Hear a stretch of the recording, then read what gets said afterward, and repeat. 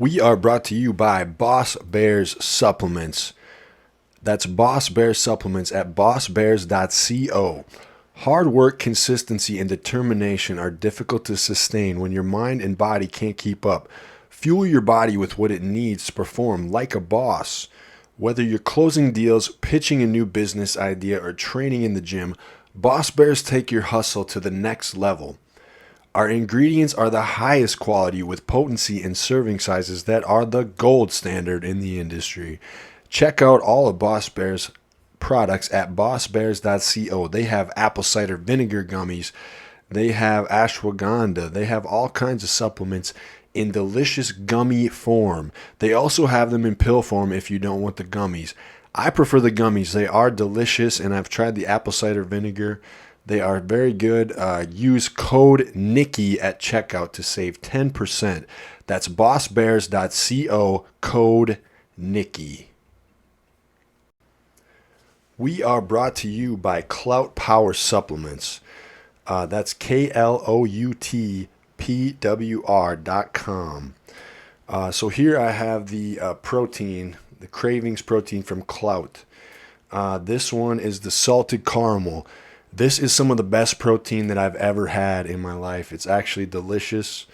I like the salted caramel and the cinnamon swirl are my two favorites. Also, their pre-workouts are amazing. So they have the Karma Nootropic pre-workout. It's a nootropic and focused pre-workout. It's a lower stimulant formula, zero itch formula. It has 4 trademark ingredients, and has fully dosed ingredients. So far, the Arctic Cherry is probably my favorite of the Karma pre-workout. Also, try the Nero Aminos from them. And also the High Stimulant Mamba is some of my favorite too. And I really like the Arctic Cherry of that one.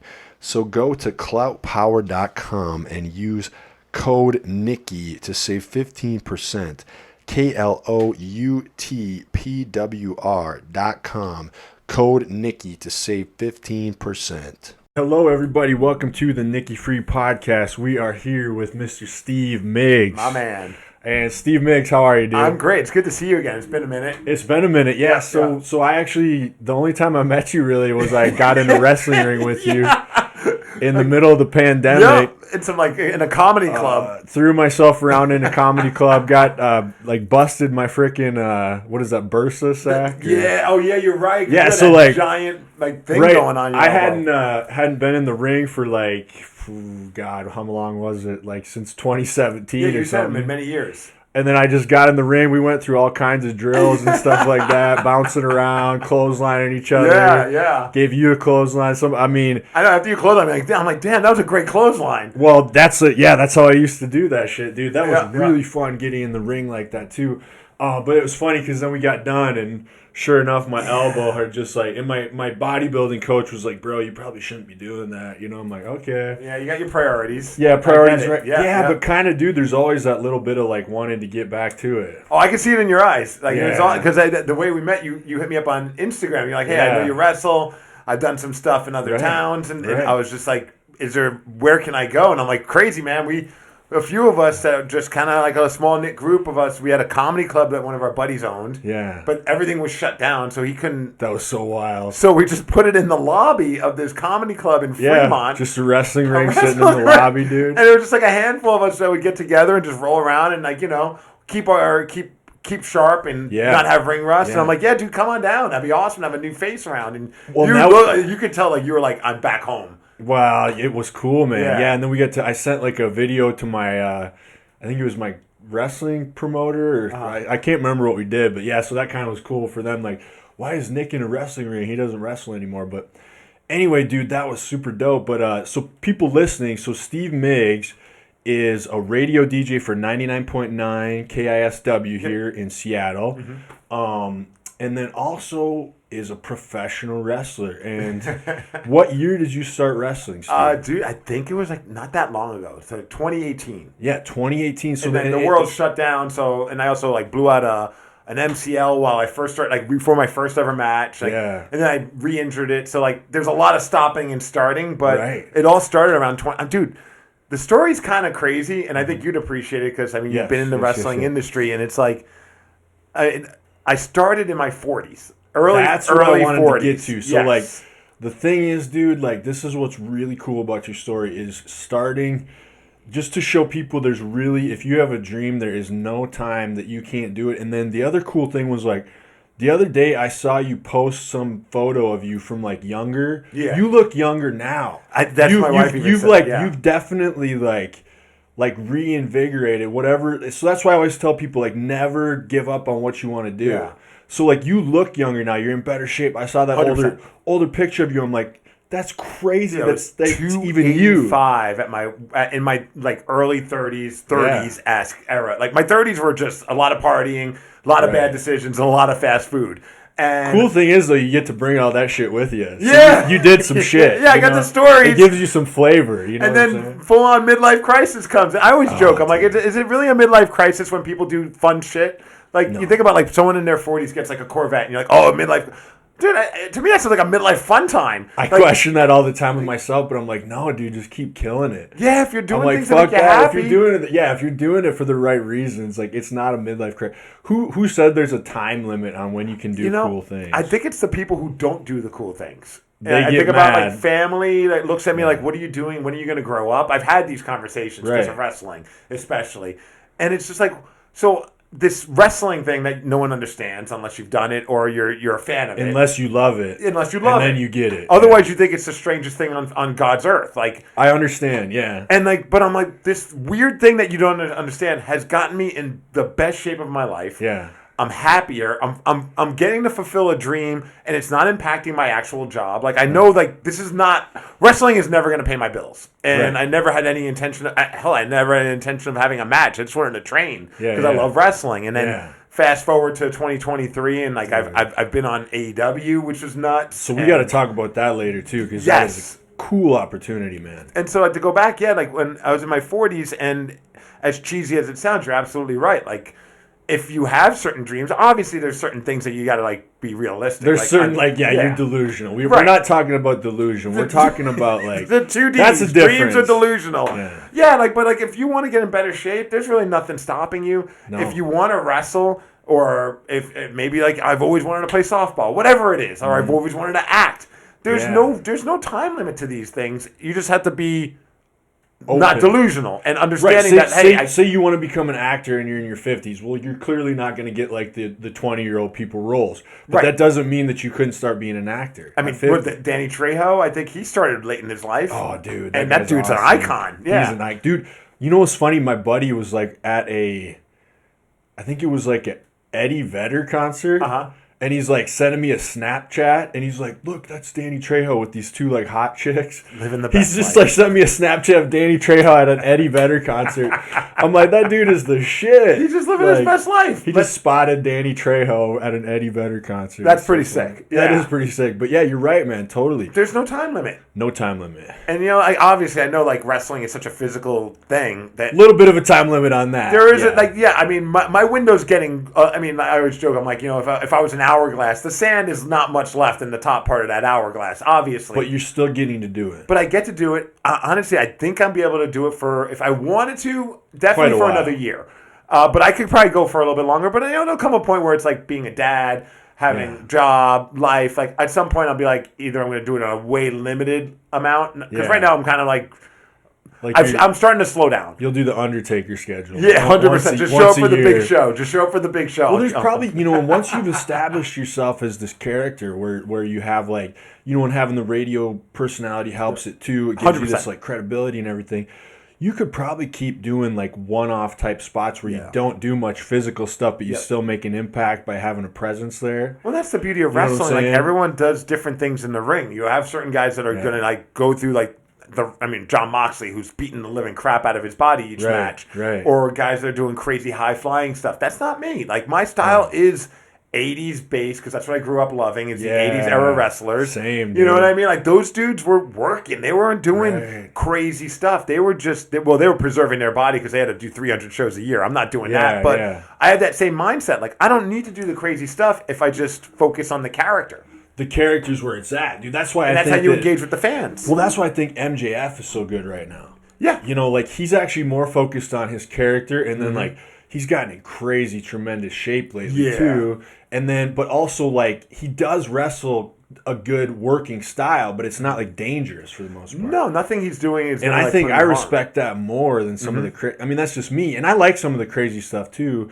But I was gonna say, like, I was watching a friend of mine. I think his wrestling name, he goes by like the Death Dealer. Alex is his name. But he put this like string of like chain wrestling up, and I was like, bro, that was impressive. Like, really good, just like solid chain wrestling, like that catch can stuff. Yeah. I'm like, bro, that is so lost, you know, like that's so cool that you and that guy did that pattern, and I'm like, that's so fun to watch. I take that every day. I have one of my buddies who has helped train me. He's tearing it up right now in the indies. And I think you're going to print money whenever this guy ends up in WWE, AEW's Invictus Cash. Okay. Yeah. And you watch his stuff, he's smooth as silk. Invictus Cash. We'll have to check him out. Complete badass in the ring. And his style is very catch as catch can. Like, he's doing a lot of the grappling stuff, but he also integrates some of the more modern stuff into it as well. Yes. And he looks great. He's got a great attitude. Right. It's just, in my opinion, if I had a promotion, that's one of my first signings. Yeah. I'd be like, dude, like, this is a guy, because it's different. Right. He's not doing the crazy high flying stuff, but he can maybe. So that's why I was like Chris Jericho. Like, he doesn't do it, but he can. Yeah. And he'll do it when he needs to. You know what I'm saying? So like, he can. I don't know. He's a guy that I really think is pretty cool what he's done in AEW too recently. And he's a guy who's now learning what his body has certain limitations. Because he's got to be in his 50s. He's, I think, early 50s, yeah. Absolutely. So that's impressive. And he's beating his body up. Like, a lot. You know, I'm in my getting towards now the late 40s. And you're just starting bumps. Yeah, but I haven't been bumping since I was 17 years old. And for those that aren't wrestling fans, bumping is when you're hitting the mat. Take the fall. You take that fall, and it's like each time you take it, as much as people think it's a soft surface, you can attest to this. There's a bump limit. You can only hit that mat so many times because guys want to save bumps almost because it adds up over the years. So you'll see, and that's not saying when there's a big match they won't put it all out there, but they know adrenaline's a great drug. Yeah. Oh yeah. Nothing hurts when you're hopped up on adrenaline. That's the weird thing. People are like, doesn't it hurt? It's like, yeah, it does, but it's just like anything. If you played football or anything, you're just so pumped up on adrenaline, it seems like nothing hurts. Oh, I played hockey. I was a goalie. So, I mean, I'm having sometimes, you have a lot of padding and a lot of equipment, but every once in a while that puck will find a spot in your body, like in between certain paddings that, like, that did not feel good, but I'm so hopped up on, like, oh, I made the save. Right. It doesn't hurt as much. It doesn't That's hurt. why when we were doing, like, recording, like, no crowd shows with wrestling, that was brutal on the body. The crowd makes you, you definitely feel it more when there's no crowd there. Because even when I was learning to, like, training to learn how to wrestle, I always thought that was the weird part, was, like, it was harder to, like, start doing it when there's nobody there watching. Yes. Than when I actually started wrestling matches in front of people. It kind of came more natural. Same. Like, especially, like, when you're trying to, like, sell and everything. Yep. I'm like, terrible in training. And not it's like you're selling to nobody. And then after a while you get good at it, you can do it, but it seems silly, right? There's definitely a huge element of theater when it comes to, like, that part of it all. Right. But when you're selling in front of a crowd, it doesn't seem silly at all. No, because they're buying it. Yeah, they're buying it. And you're kind of, I don't know how you do it, but I kind of, like, just believe it while it's happening. I truly, and one of my buddies even told me, he goes, when you're in there, you feel like you're in an actual fight. I'm like, absolutely. I just pretend everyth's real. Dude, I get to the point where, like, when I'm done, whatever I'm selling, you're still actually kind of hurts. Like, even though the person did not hurt me, right? But, like, I've sold it so hard, I've convinced my mind that my arm is out of whack. Right. And then it takes like an hour until it's like, oh, I've been selling my arm, but now your arm really hurts. Yeah, wrestling's a weird thing, man. It's the greatest form of art, and dude, that it involves everything. It pulls every emotion, especially on the independent level. Yeah. When, like, you get to go and you get to be that close, like, within, like, 10 feet of a wrestler, and you can heckle them, you can yell at them, you can cheer them on, you can feel that emotion, you can feel that energy. Yeah. That's There's why nothing like it. Whenever someone tries to say, well, is wrestling like MMA, or is it like this? And I'm like, I love what I think it was Filthy Tom Lawler, who used to do MMA with the UFC, is now a pro wrestler. He said, no, wrestling is wrestling. Why do we have to keep trying to compare it to something? If anything, MMA's like wrestling. Because they stole the whole, like, promotion shit. Oh, hell yeah. You know what I'm saying? Like, Conor McGregor made a career out of that. Oh, dude, he would not be as successful without that style. God, who else was really good at that? Was it Chael Sonnen? Yes, that's the guy. Yeah. I feel like he's the first dude that really did that. To the point where you believed everything he was like, saying. Holy shit. And he never let you in on the fact that he wasn't that. Right. Like, he never and that's broke. and it's still like that now. I mean, you got to have that in you. You know what's so funny, though, what you're saying about the arm and stuff like that, and, like, you know, it almost becomes reality is, like, it's such to the point where, like, remember, like, Chris Benoit was dating Nancy as a storyline, but it turned into reality. Yeah. Stephanie McMahon marries Triple H, but it's so it's so real. Yeah, it's so real that kind of based on reality. Well, right, dude. But yeah. So it's like things that are like storylines actually become real in real life. It's that powerful. It's a surreal experience to be in that. It's a mind f. I'm sure, because you're dealing with a lot of emotional things and emotional people and physicality, and I feel like that's what makes good wrestlers is people that are kind of emotional. 100%. Like look at Ric Flair. He'll just cry all the time. Oh, he's so emotional. Like that. Yeah. But that's what makes him so compelling to watch. And then you'll see it sometimes even when like some of the people like. Myself, I've had that times where like you get so worked up about something, you down on yourself or whatever. It's a mind f a lot of times in that, And do you put a lot of pressure on yourself when you're especially at first. At first, when I started training, this is the weird part. So like I started in my 40s. I'm doing the radio thing. Yes. And look, at the end of the day, when I decided to start wrestling, this was a selfish reason. It's a dream come true. The opportunity to be in the ring and do what I grew up loving. Like, just to train and experience these things was like, that was next level. On top of that, then there were some cool things that happened outside of the selfish part of it all. Like, because of my radio gig, I could hopefully turn some people on to independent. Because independent wrestling is totally different than WWE or what you watch on TV. Totally. It's when you're there, you're part of the show. And so it's like, if my radio reach can help bring people to a show. Well, I think it does. And it has. A lot. Because, when I first moved here, like, I met this dude that was the guitar player in my band, and I didn't know anybody here, and, he found out that I used to be a pro wrestler, and the first thing he said is, like, Steve Migs. Which is He's great. like, so you're associated with pro wrestling in this area. Huge. And that means what you can do with the radio is actually help promote the thing you love. So it's not selfish in that sense. No. I mean, the real reason, at the end of the day, I'm not going to like try and be like this altruistic person. It's like Walter White when he finally was like, look, I didn't do it for my family. I did it for me. He's like, I did this for me. But like on top of it, bonus was, I get to have people exposed to independent wrestling, which I love. And I think anyone would love if they give it a chance.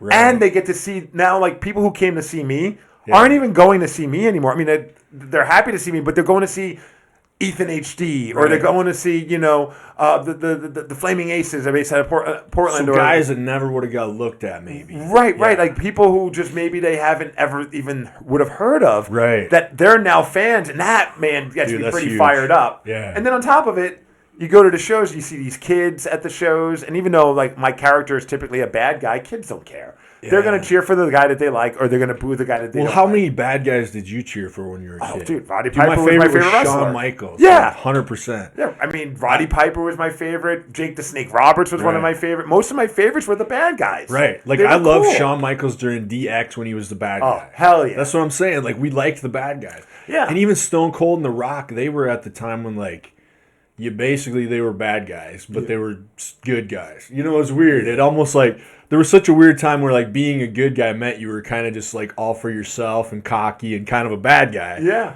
I don't know. That was such a cool era myself. Like, So when you have that happen with a kid looking at you in that way, that's I mean, you can't bottle that feeling. Like that's just on another level. So I mean, there's been so many awesome things that have happened. But to go back to your question about putting pressure on myself when I first started, all of a sudden people are going to see me because of what I do for a living. But I'm green as crap. And for those that don't, green basically means you're like as novice can be. Yes. But you can't, in the world we live in now. It's kind of a weird spot because you have an ability to draw people because of your radio career. But then you're actually so green, but you want to do justice to the fact that you drew these people there, right? I don't want them to You don't want them to be like, oh, what the hell, this guy sucks. But even though I did, and I mean, I still do it. We all. So you had to still put in that time to get good, and I had to work harder. So even though there's almost like you have to work harder because you have a little bit of a like, who does this guy think he is type of. Dude, it's on so many levels. So you got to work harder because it's like being the promoter's kid or something. Like you show up and people, the fans. have an expect. They don't want to see you look like crap. Yep. Then you have the other wrestlers, and look, most of the wrestlers in this town are awesome. But at the end of the day, just like any form of art, I've realized, like whether it be music, radio, there are jealous people. 100%. So like, why does he get that spot? Well, in wrestling, it's a business, and if somebody can draw people, they can draw people. So you might be 100 times better than this guy. You might have worked your ass up, but you know what? At the end of the day, it's a business, and if you can draw, you can draw. But you're saying you still wanted to put in the time to be good. Because I didn't want to be the guy that's just, he's getting these opportunities. You still want I know I'm getting these opportunities because I'm on the radio. Yes. But I also want to know that when I'm given those opportunities, I'm going to make the best of those opportunities and deliver. So I don't want it to be like, you still wanted to put the time in to like pay your dues. Right. I didn't want to get that opportunity. I'm wrestling in front of 300 people. Yeah, they all came. Not all, but a lot of people came because maybe they heard Steve Migs is going to be there. Yes. But in the eyes of all the other wrestlers, he's the drizzling shits. Yeah. I can't. You know what I mean? And you didn't want that. So that's a lot of pressure. It's a lot of on myself. Yeah. Because why should I care about those that are that bitter? Well, you shouldn't. Right. But you do, even though you don't want to. Oh, I get it. I get it. You definitely. It's like there's a girl who got her IFBB Pro card at like 18 years old, and she feels that kind of pressure because like, you know, so many other people, it took them years and years to get it. She just happened to be that good, you know. Yeah. But she's still trying to do the same thing, like put in the time to like, you know, she wants to still gain that respect from those people that had to work super hard for it. Exactly. So it's a similar type of thing, and like, I don't know, like if you look at it as a business, it makes total sense to me. But you know, like I get it. I get it from some of those younger dudes. Like, I would too. I'd feel that way as well. Like, what the hell is this freaking guy shows up all of a sudden? He's getting booked in the main event. Well, and against a big name from AEW that they're putting him in the match against. Right. You know what I mean? It's like, why is he getting these opportunities? I can kind of relate in a sense because when I wrestled, I was like 6'4", big, tall, kind of good-looking dude. Indie wrestling is rare, and I got probably opportunities before I should have. Sure, you know, but I was. Are you going to say no? No, but also, and similar to you, I put so much pressure to. I didn't want to just be getting those opportunities because of that. Mm-hmm. I wanted to get really, really good at the wrestling. And I have so much respect for it. I see that with some of the females around here because it's not as many females training. So they're going to get a spot. So they're going to get opportunities way before. Sometimes when they're not ready. Yeah. But then it's on them to deliver, and they same as back home. And massive shout out to a lot of all the females I've ever seen wrestle in this town. Like they bust their ass because. And I bet they have that same feeling. Definitely. And it's not their fault. Like, no, what are they not? Are they supposed to say? Should they just not? No, sorry, I don't deserve this. Yeah. Let's let this fucking other. Yeah, it's some guy that's not even going to help promote the show. Yeah. That's, you know, and that's why I always over deliver. Also, like I make promos for 99% of the matches I'm in. Like, and sometimes either there's been a couple occasions where my voice was blown out, so I couldn't do something. Yeah. But I'm always trying to give the promotions their money's worth, even though. I feel like your character building, all that stuff is definitely, you definitely put a lot of work into it. Dude, I treat it like a job. But also in the ring, like even the time I went and got in the ring with you guys, like you were doing everything. It was like, I mean, like you're trying, like, because I remember we went through like stuff that even, you know, back home, like I wouldn't have done. I'm like, I don't need to do that shit, you know, like. But nowadays, I probably wouldn't even do some of the stuff we did together. We don't need to warm up all that shit, dude. I don't need to take that many bumps. Yeah, we don't need to take that many bumps. We go out there and kill it anyway. But yeah, it was cool though. Like I like that work ethic. You know, that guy you were working with, I agreed with his work ethic. Like, we should all be able to do these.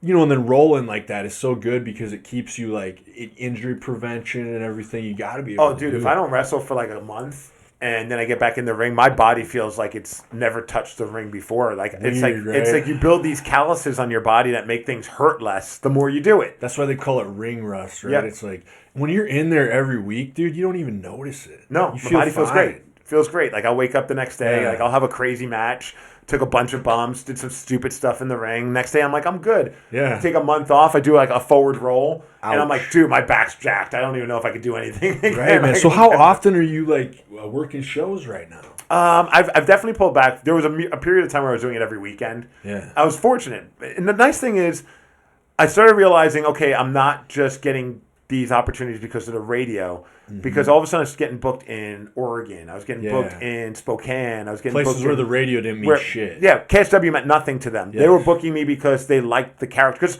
at the end of the day, like in the sea of all these... It's a cool heel character. Yeah, it's an 80s era. Yeah. delusional, not really chicken shit heel, but kind of like an opportunistic heel. Right. Like back in the day, like the $1 the million other thing is man. You're a big guy too, and I don't so feel like I helps. am. But in the indie world, like we were talking with you, and you're bigger than me. But like, the indie world is a lot of guys that are like 6 foot or under and aren't 6'3" or 6'6" or 6'5". Right, So when you're that high, I mean, I've had my trainers keep telling me, dude, you need to remember you're a big guy. Well, I had a hard time with that too because I wasn't necessarily fans of the big dudes when I grew up. So I was always trying to do like you want to do Shawn Michaels shit. Yeah. But we go.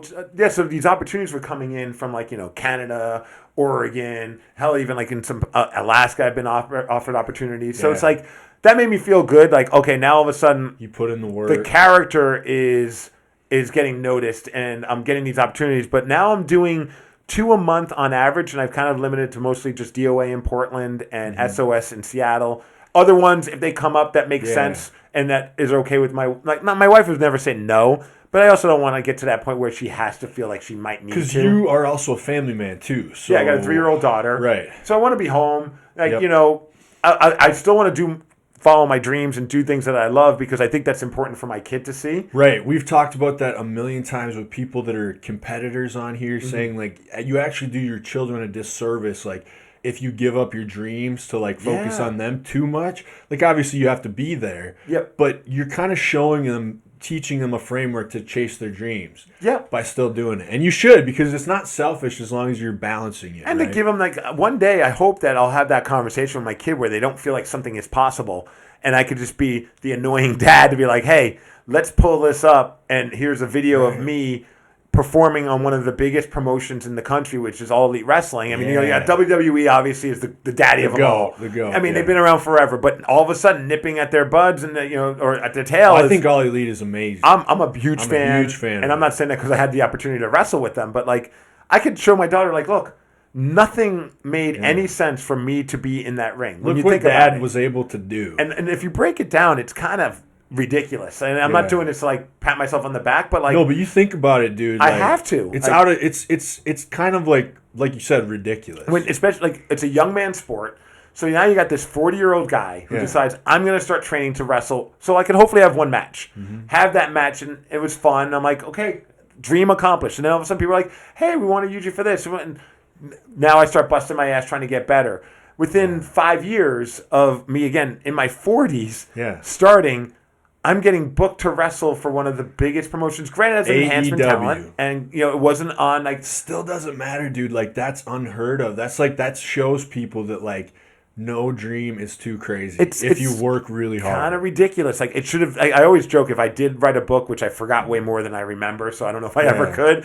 But if I ever did like put together a book, I think the cover would be a shot of me in that AEW ring, and the name of the book would just be.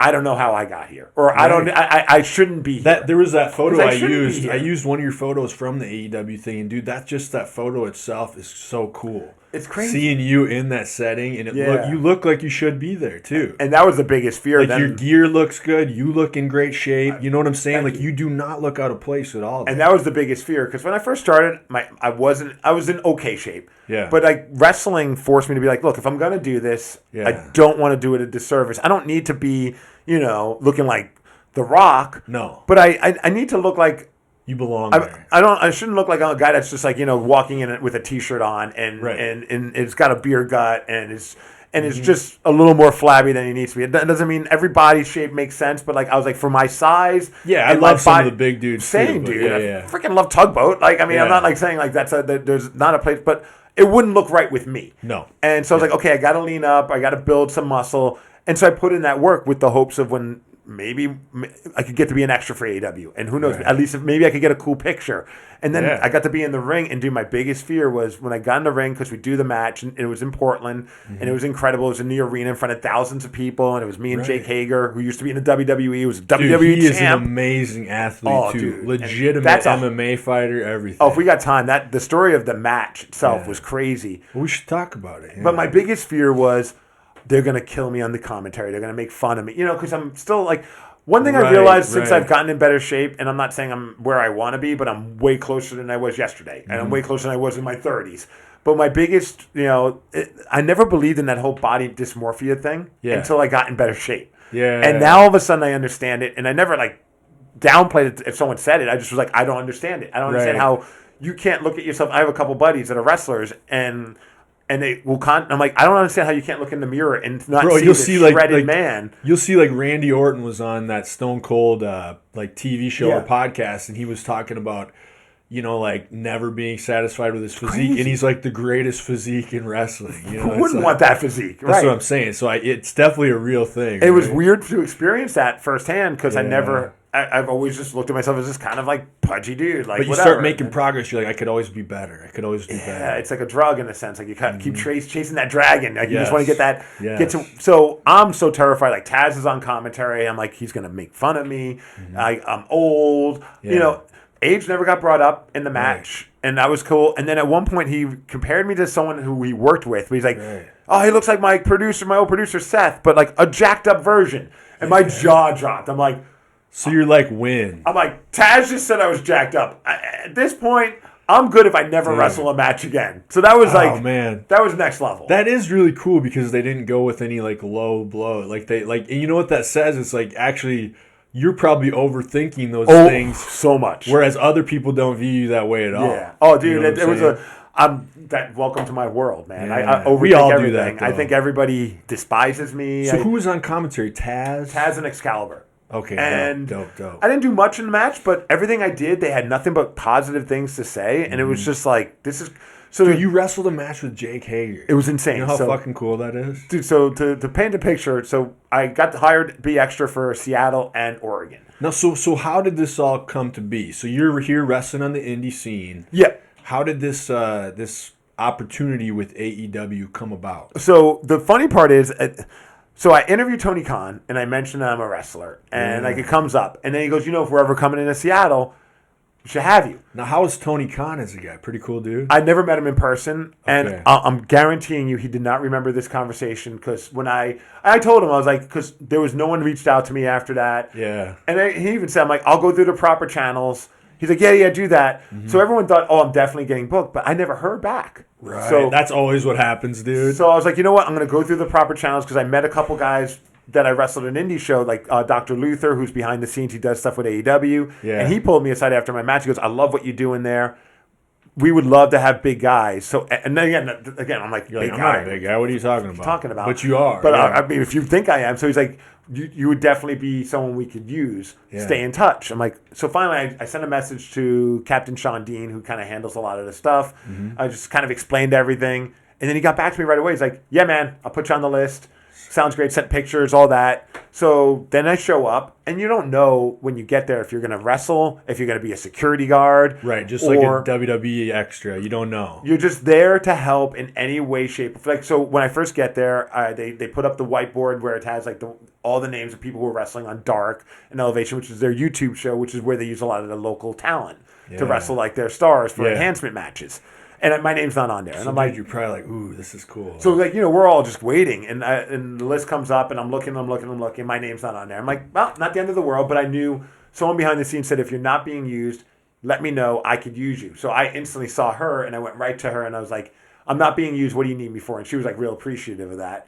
And so then they had me be security for Vicky Guerrero and Leva Bates for their women's program that they call Heels. Okay. So it was a meet and greet for them. But they bring me out. So was that a televised one, or was that just That's just a meet and greet at Climate Pledge Arena. Okay, so you're playing a security guard. I mean, you are security. I'm actually being security. You have to be security. I am Vicky Guerrero's security guard for the night, which I thought was kind of freaking cool. That's dope in itself, dude. Right. If you're a wrestling fan, hell yeah, that's dope. The funny part is, because of what I do for a living, and I'm a wrestling fan, people know who I am because I'm on the radio sometimes. Yes. At a wrestling show, a lot of people know who I am because I'm their fellow wrestling fan that also talks about it on the radio. You're still in your area here. And I also do indie shows, so but I didn't even think about that. So the people that go to indie shows are going to go to these shows here. And also... So they know you. So we walk out to go do this meet and greet. Yeah. And dude, everybody's coming up to say hi to me. Yeah. But not... and they're like, what's going on? because they don't know. And I'm like, and I'm trying to play it cool. You're Steve Migs in this area. And I'm just like, I do a radio show. You're like, downplay, it's no big deal. Well, I don't want to be that guy. Exactly. But like, and it keeps going. Finally, Vicky Guerrero goes, seriously, who the fuck are you? And I tell her, and she just starts laughing. Word gets back to all of them, and then like a couple of my buddies that work there, they're like, "Wait, you sent Migs to go out there to do security?" I like how you kept it really humble, though, dude. I didn't know what else to do, man. Like I didn't want to be like, dude. You did it right. I think being humble is a good thing. So I talked to the lady who ran it, and she pulled me aside in Portland, and I think that actually might have helped me get a match. Maybe not, but I think they were impressed with the fact that even though like people were coming up treating me like I was still keeping the eye on the prize and making, because there was a couple fans that got a little too close. You were there to do whatever they needed to help. Yeah, I was. You weren't trying to make it about you. You were trying to help. Yeah. So I mean, that's just a good. Like that kind of goes back to what we're talking about with wrestling in general. Like you're part of a whole show, and so the people that understand their place in the context of a whole working thing versus making it about me, and ego. So that goes to that. So then that shows that you're a good guy. You're a good worker. It was so great because then on Friday when we went into Oregon, again, I'm thinking at this point, I'm like, if I was going to get my chance, I feel like it would have been in Seattle, and I wish it would have been because I do think if I came out of the curtain. And came into the ring, just hearing how they reacted to other local talent. Oh yeah, definitely. That place would have been blown up. Oh, dude, that would have been a bucket list right there. That would have been like, okay, I'm good. I could just call it quits. I'm gonna untie my boots and leave them in the ring. Yeah. It's never gonna get better than this forever. This is as good as it's gonna get. But they came up to me, a lady that organizes all the behind the scenes stuff. So in Seattle, I was a seat filler after doing security. I just sat in the crowd, and it was awesome. I got to watch the show for free. Had a great time. Cool. Catering was amazing. Dude, everything was awesome. So next day, Friday, she's like, "You didn't tell me you were on the radio," and I'm like, "Well, how am I supposed to tell you that?" And she just started laughing. She's like, "No, you're right." And honestly, it's cool that you didn't. Like, she's like, all of us were joking on our group chat about you, about how we sent. He didn't even tell us. Yeah. And everyone's like, "You sent a person more popular than the talent to do." And I'm like, "Oh man, I'm sorry." She's like, "No, we all thought it was funny." In this area, you're probably more popular than Vicky Guerrero. But I mean, obviously she's very popular. And she's a sweetheart. But like, you're right. Like, you know what I'm saying? Like in a way, like. Or if they're excited to see her, then they're like, "Wait a second, Steve Migs with Vicky Guerrero." Yeah, it'd be cool. Like, it'd be cool to see that. I wish I had it on camera of her looking at me going, "Who the fuck are you?" It was the funniest thing I've ever experienced. So now the whiteboard comes up again with like the matches for Portland, but I wasn't there when they put up the names. I was still talking to the lady, and my phone's blowing up from a couple of my other buddies that were extras as well. Okay. And she's like, "Well, I got to handle a bunch of stuff. You should go find out if you have a match." So they're like telling you, like, because there's only a couple of us that didn't get a match, and everyone was very cool. No one's mad. Right. But, deep down, you're kind of bummed. I mean, you ain't gonna lie. Oh, definitely. You hope for the best. You it's always being worst. happy for someone else, but you're like, oh. 1,000%. Yeah. So now I walk in, all my buddies got their eyes are like, "Dude, look at the board. You got a match." I'm like, okay. I'm like thinking it's going to be a multi-man match. Yeah. Who cares? I'm going to be in the ring at AEW. I'll have the picture. Honestly, all I cared about was having a picture of me in the ring at AEW. So just cool, so I could look back on it. Because, look, I'm not... Dude, that's a bucket list thing right there. And I'm not like someone that's... this isn't one day going to be my job. So, some guys, they have the eye on the prize. Like, that is a cool thing. But that's just the start of what they feel is more to come. Definitely. Whereas for me, like... That's it. I've always said I have no destination. Like that's you can put that I'm just up on a journey. Yeah. There's no destination with wrestling for me. It's like wherever I go, and I've been enjoying every moment. You just wanted to do it. Hell yeah. Yeah. So now all of a sudden I'm like, okay, well, who do I have a match? I'm looking. I'm like, there's my name, but not next to anyone else. I have a fucking singles match, and then I look and I'm like, Jake Hager. Are you freaking kidding me? And then my buddy Luther's like, oh, you're going to have a blast with him. He'll throw you around. You don't even have to help him throw you around. He's strong. I'm like, oh, here we go. This is going to suck, but it's going to be amazing. Adrenaline, thank God, is going to get me through this match. 100%, dude. So now your job is to find the wrestler that you're wrestling because they don't know who the hell you are. Yeah. So I find Jake. And I'm like, hey, dude, I'm Steve Migs. I'm wrestling you tonight. And he looks at me and goes, no, you're not. And I'm like, okay, is he fucking with me? Like, I don't know. Is he ribbing me? Is this a joke? Yeah. And he goes, and he wasn't being a jerk. He was just like, he's like, no, man, I don't think I'm cleared yet to wrestle.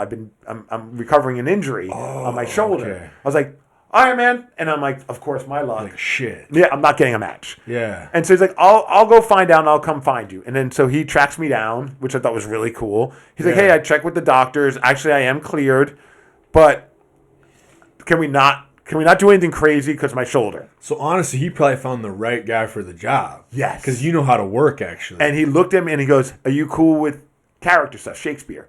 I'm like, and I look at him and go, that's my entire wrestling gimmick is all character. It couldn't have been a better match. And he just, you could tell like there was this, because I think a lot of these wrestlers. Relieved, like, okay, it's not some young dude that just wants to prove himself. Yes. It's a guy that's going to work with me, and it's about the actual show. It's not about him. And it's no disrespect to those guys, but you're right. Like, a lot of guys would want to try and show what they're capable of because they're hoping to get hired. They're still hungry. And I don't blame them. No, whereas not at all. But if you're Jake Hager, you're probably like, yes. Oh, dude, he was glowing. Yeah. He was just so. He's like, all right, cool. This is gonna be good. Now, he's like, so you're cool not doing it, and he's like, and so we go through, and he's like, well, what do you want to do? And I'm like, wait, what the hell? What do you mean? What do I want? I'm like, I want to make you look like $1 million. Yep. Like that's my job. And he's like, I appreciate that, but no, like, what would you want to do in this match? And so I'm like, all right. And then even my buddies are overhearing this, like, is Jake letting you have like input? And like, not just input, like he's asking you to come up with the idea for the match. Yeah. So I'm like, hey. He's like, I just want to make sure I get my hat over because that's his whole gimmick right now with AEW. Is he wears this purple like fedora hat, and it says, "I like this hat," and it's like an ongoing joke with his character, which is funny that he's a comedy bit right now when he's probably the most dangerous guy. Probably the best athlete because he's a Bellator guy. Dude. He's a former collegiate star wrestler and football player. He's a machine. Like he's a machine. So I'm like. So I go nothing but respect for that guy. Oh, dude! And after my experience with him, even more respect because he's a solid human being as well. Like because we got to talk. I mean, not a very long match. We had literally a 2-minute match, like 2.5 minutes. And so he's like, I said, okay, we got to get something over your hat. I'm like, has anyone ever worn your hat? And he goes, no, just me. I'm like, would you be okay if I wear your hat and then you murder me for it? Yeah. And he looks at me and like same face he just that's had. Gold, dude. And he's like, think about that. And he goes. I like that. Yeah. He's like, okay, so how are we going to get it? And then we figure it all out. Because, like, if this hat's the big deal, then you wearing it's like, nobody fucking wears my hat. And that's my character is almost enamored with his hat because, like, of course I would be. If Jake Hager loves this hat, why wouldn't Steve Migs love this hat? So, like, we start the match, like, and then all of a sudden, I see see the hat, and I'm like, oh, that's the hat. So how did you get to the hat being on you?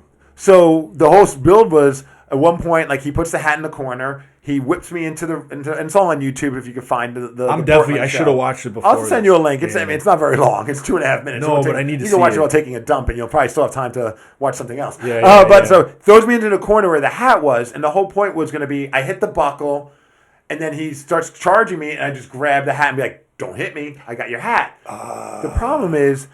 The buckle he put it on was the one buckle that had the moving camera. Right. So he couldn't set it on the actual post.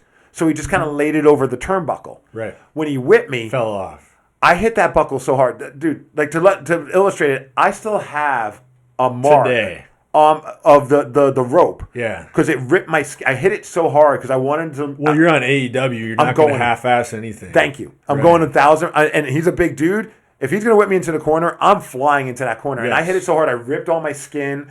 And you can see like this red welt starting to show as the match goes on. It happens quick. And I thought it was just a welt. Wrestling's real, people.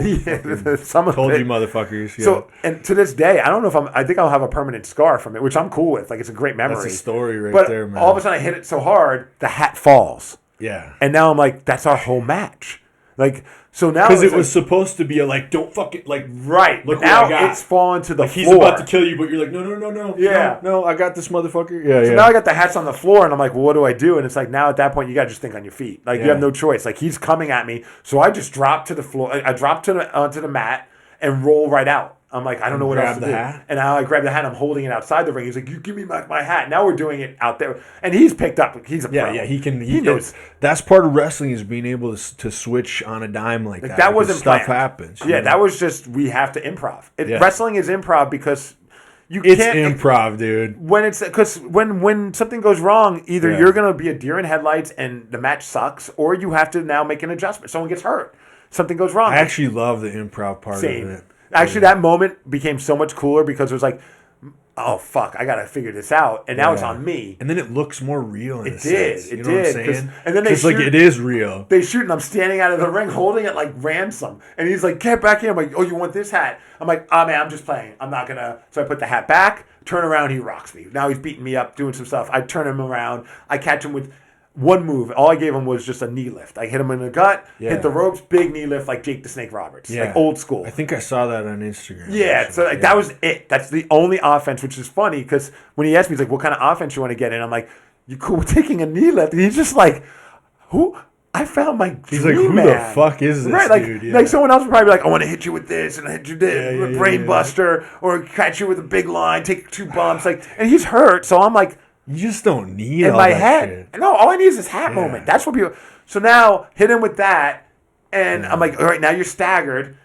I see the hat again. I'm like, oh, now fuck this guy. I'm going for the hat, and I'm looking at the crowd, and I'm working the crowd up. Like, should I put it on? Should I get the hat? And they're like, they're probably freaking out. Like, and I'm doing the whole fucks. like shaking the hat, and like everyone's going whoa, and now you have like 6,000 people this moment. are building and building and building, and I'm like, put it on. Turn around. Holy fuck, this guy's coming at me like a wrecking ball. Like perfect because moment. he's a machine and he's fast.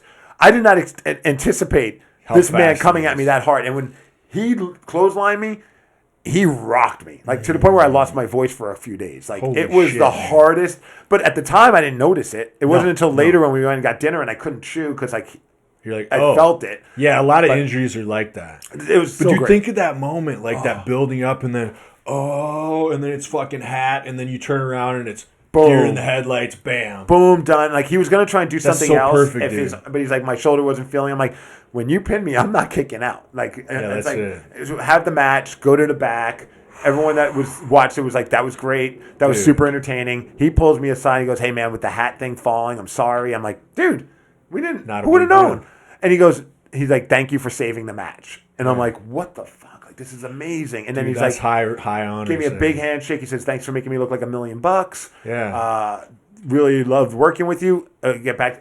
Check my phone later on." He started following me right away. Yep. And I was like, okay, if he, because in my head again, well, it's going good back to, I'm like, you have a good experience with these people, man. Like, I was riding high. So that just goes to show, like, probably to a guy like him, like this guy gets it. Yeah. He gets pro wrestling. Yep. And I feel like a lot of people don't get it.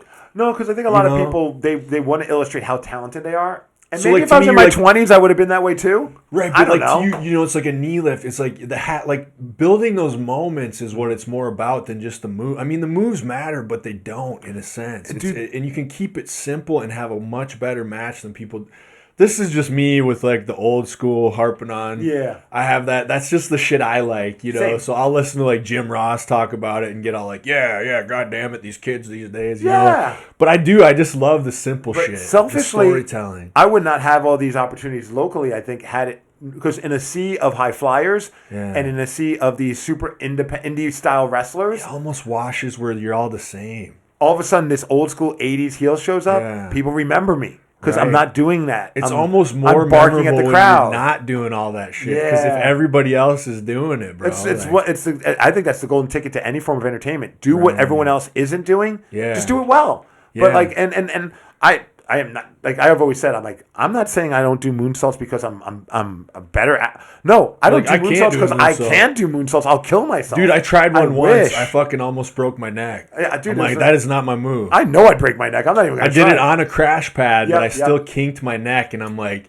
I made the moonsault, but I was like, that is not for me. Backwards flip. I'm scared sometimes to take a forwards flip. Like everything I do is, and the funny part is the longer I've done the wrestling, the less cool stuff I'm trying to do in the match. Like my style is kick, punch, knee lifts, DDT, like old school to a fault. Like I'm barely even picking. I don't even like do a lot of like maybe some body slams. Yeah, body slams. But like I'm not doing anything that I don't even want to put my opponent in risk. Like because like for a lot of us, this isn't ever going to be our job. So someone has to go back to work the next day. Why risk paralysis when this is a hobby? You know what I'm saying? And I get it. I still take it serious. I still like care. And I still try and put on the best match I physically can do. Right. But if you're expecting me to do a bunch of like top rope moonsault, But that's what I think you can put on the best match without all that stuff. Oh, I agree. Because it's more about telling a story than anything. Yep. If you create, and the crazy part is then the next week on Dynamite, Jake Hager comes out for a match with the entire Jericho Appreciation Society. So he's right there with Chris Jericho. Yeah. There's Jake Hager. A little graphic comes up under the screen and says Jake Hager dismantled Steve Migs on Dark last week. Yeah. So now my phone's blowing up. They're like, dude, you're being mentioned on Dark for this again. Dude. I did nothing in the match other than put a hat on. But now you got mentioned on the actual show. It's like all of a sudden, like there's still. Dude, you did a good job. To me, like that was like they never do that. So is that that's like high honor for you, probably? Oh, dude, that you feel like I did good. You know, honestly, like everything felt good that night. But then when I saw my name being on the graphic the next week, I was like that.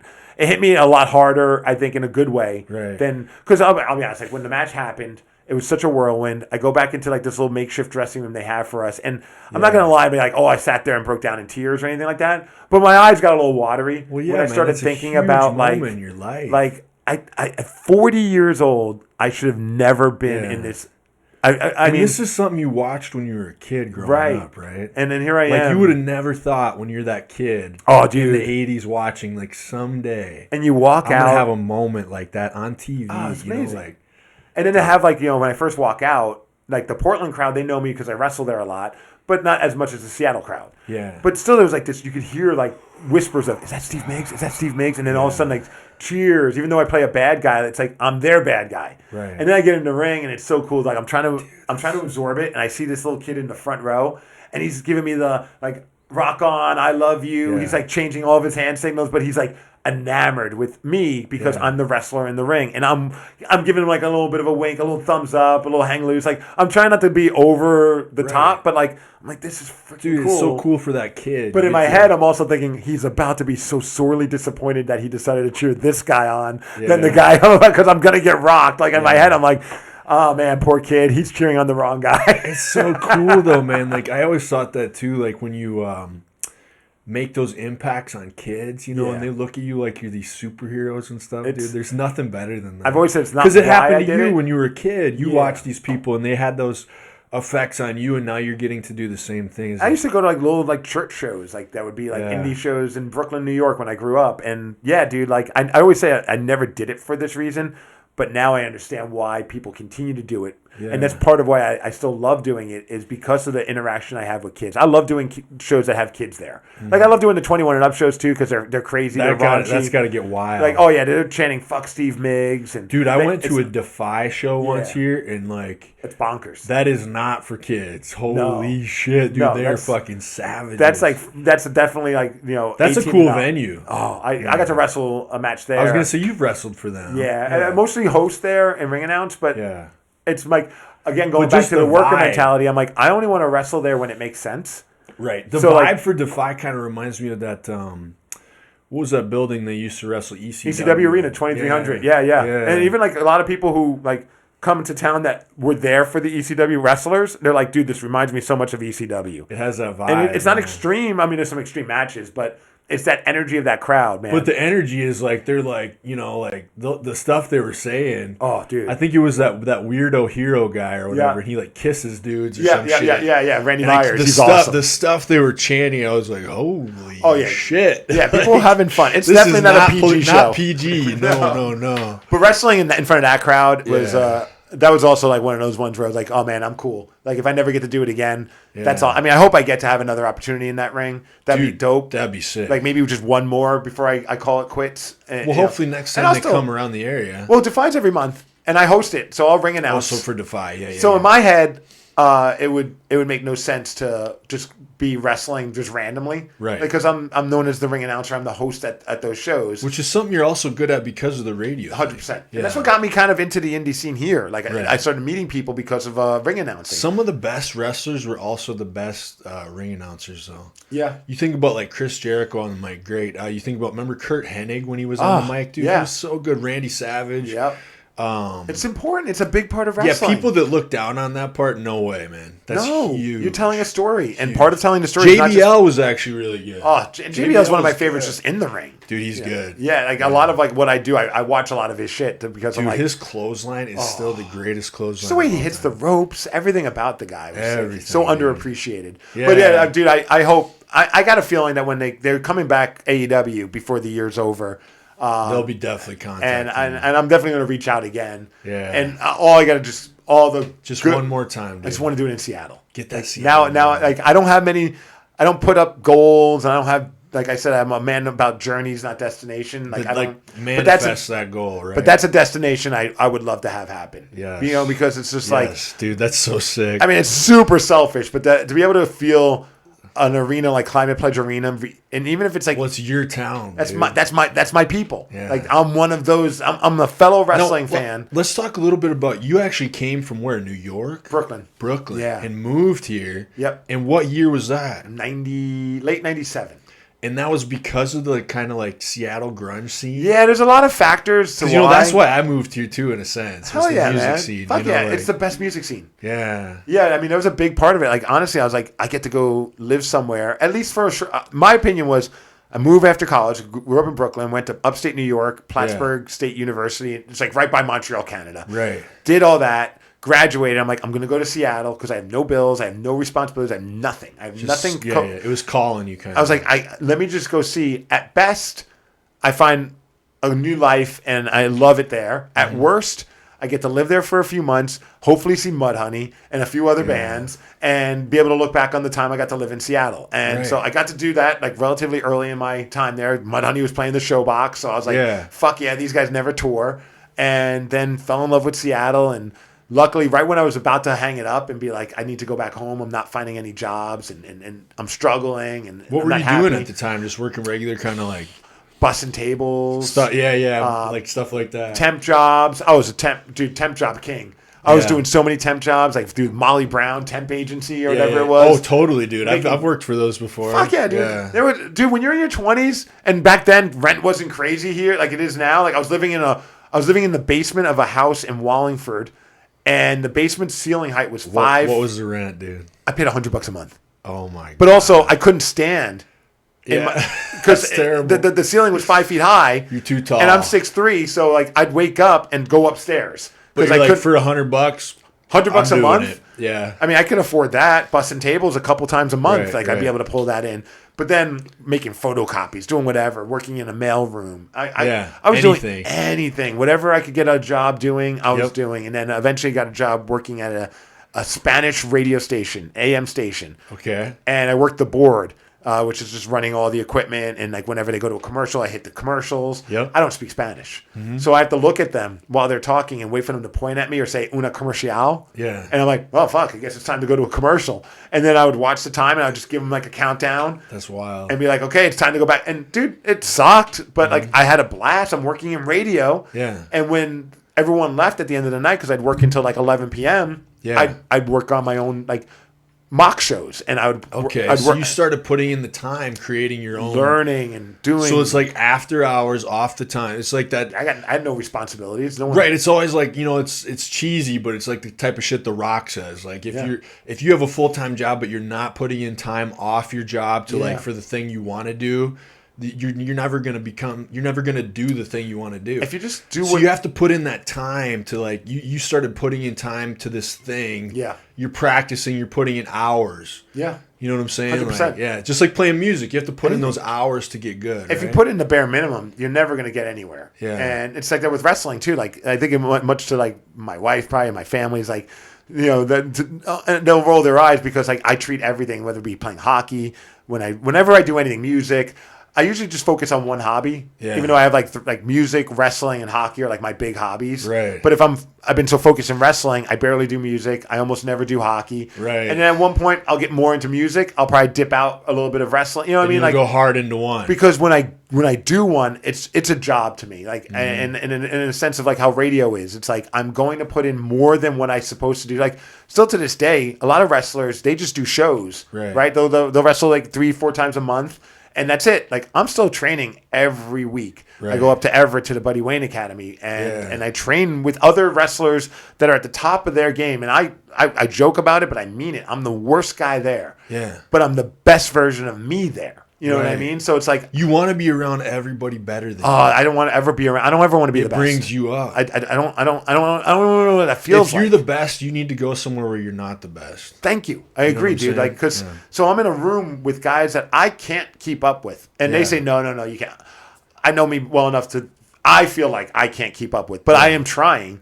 Yep. And each time, like some of the guys, making you better. Though. One of the guys came back. He hadn't been around in a while, and I overheard him saying to one of the guys, like, "Dude, Migs is way different level." Yeah. And I'm still not better than anyone else there, and I'm not. The day I stop caring about being better or being on a level, quit. But no, for me, it's a little bit different. I stopped worrying about trying to be on the same level as, like, let's just say Cody Chun, who's a great wrestler around here, right? Or Guillermo Rosas, another great wrestler.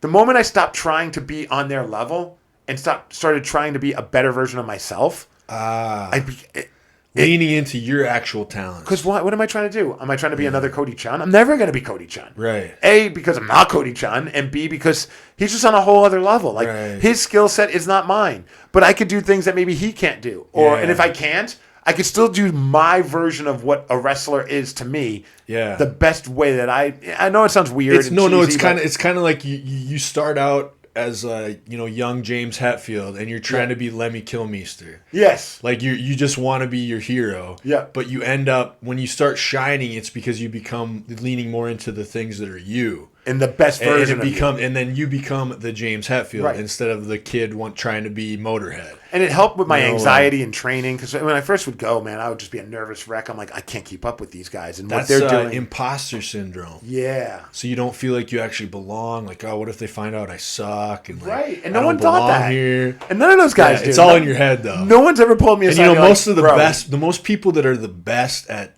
whatever craft they're doing have that. Yeah. Like, they'll get this imposter syndrome, and it's like everybody else is like, dude, you're one of the best people in this. Oh, dude. It's like, no. I hope they don't figure out I suck.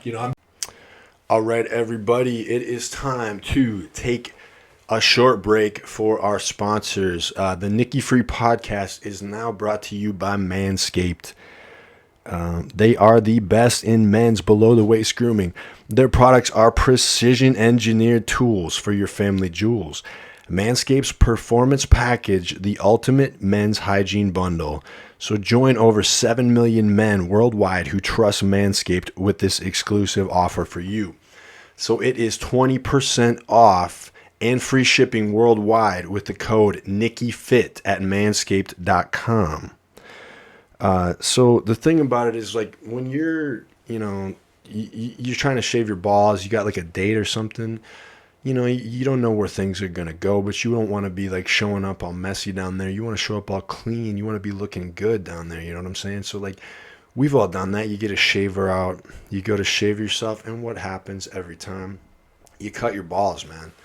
And it's no good when you cut your balls. You start bleeding all over your ball sack. You got blood going everywhere. You get it cleaned up, you go on the date, and like obviously, you're a high performance male, so like things are going good for you in the date.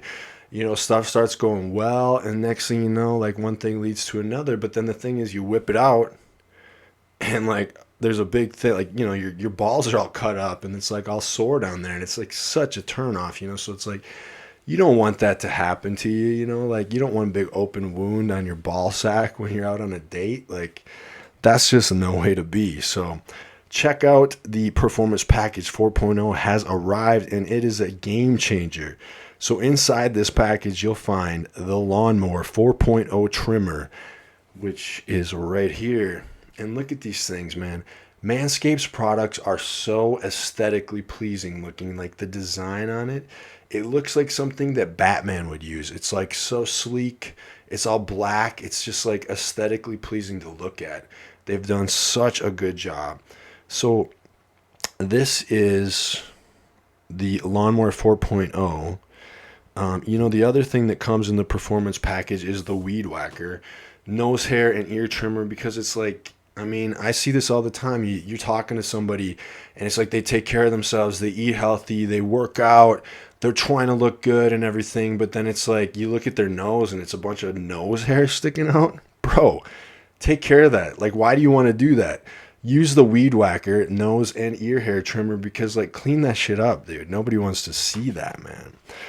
Inside the package, you're also going to find the Crop Preserver Ball Deodorant because you want your balls to smell good, the Crop Reviver Toner, and then also the boxer briefs that come with.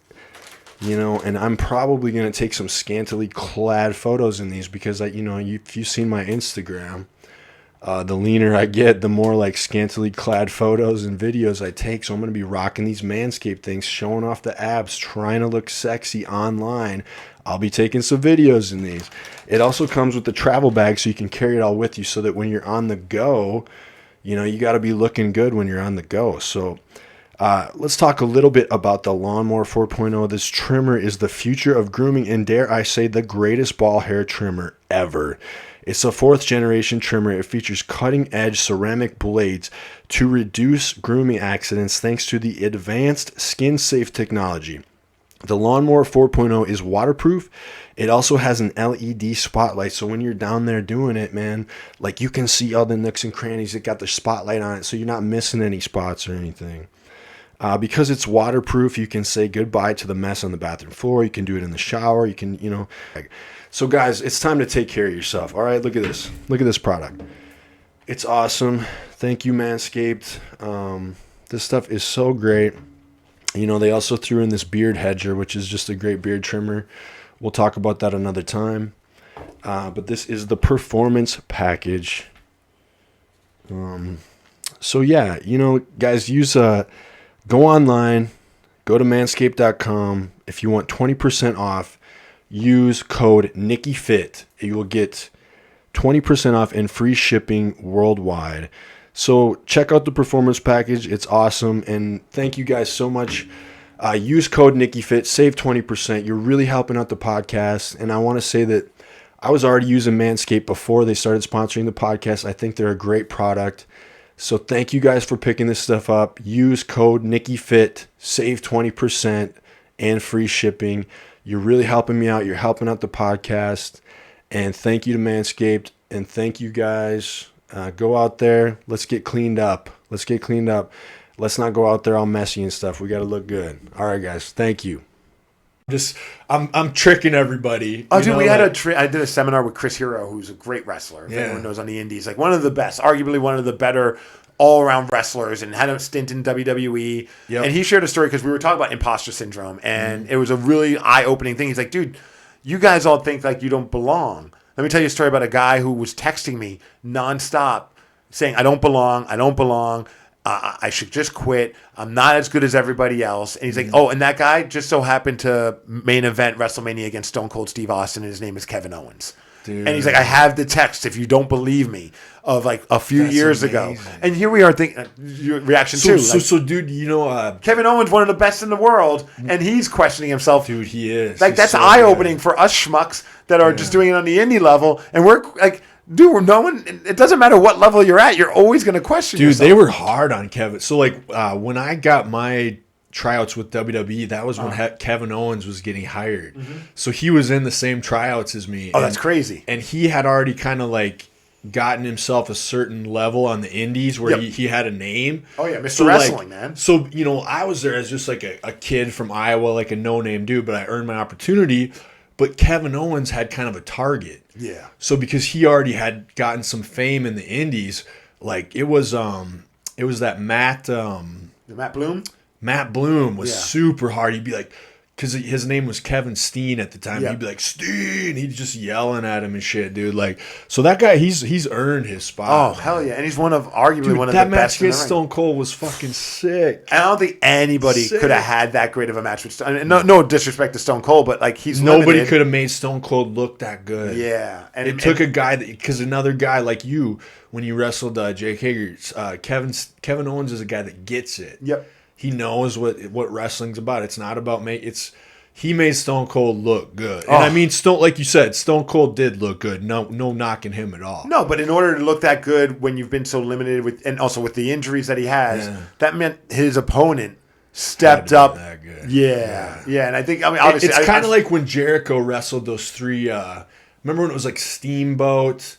Oh yes. Yeah, remember that at WrestleMania? And it kind of stole the show in a sense.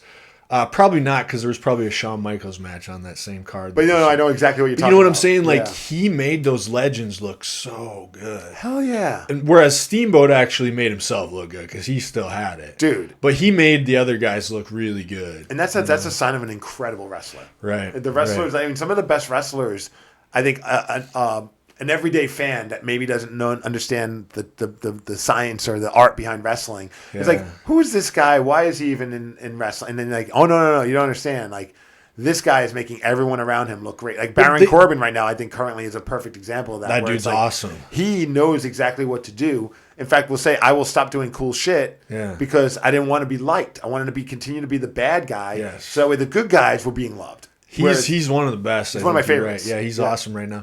Who I think I was compared to a Wish version of Baron Corbin by somebody on an Instagram post from AEW about me, which I would was take hilarious. that as a compliment. Oh, dude, people were calling me.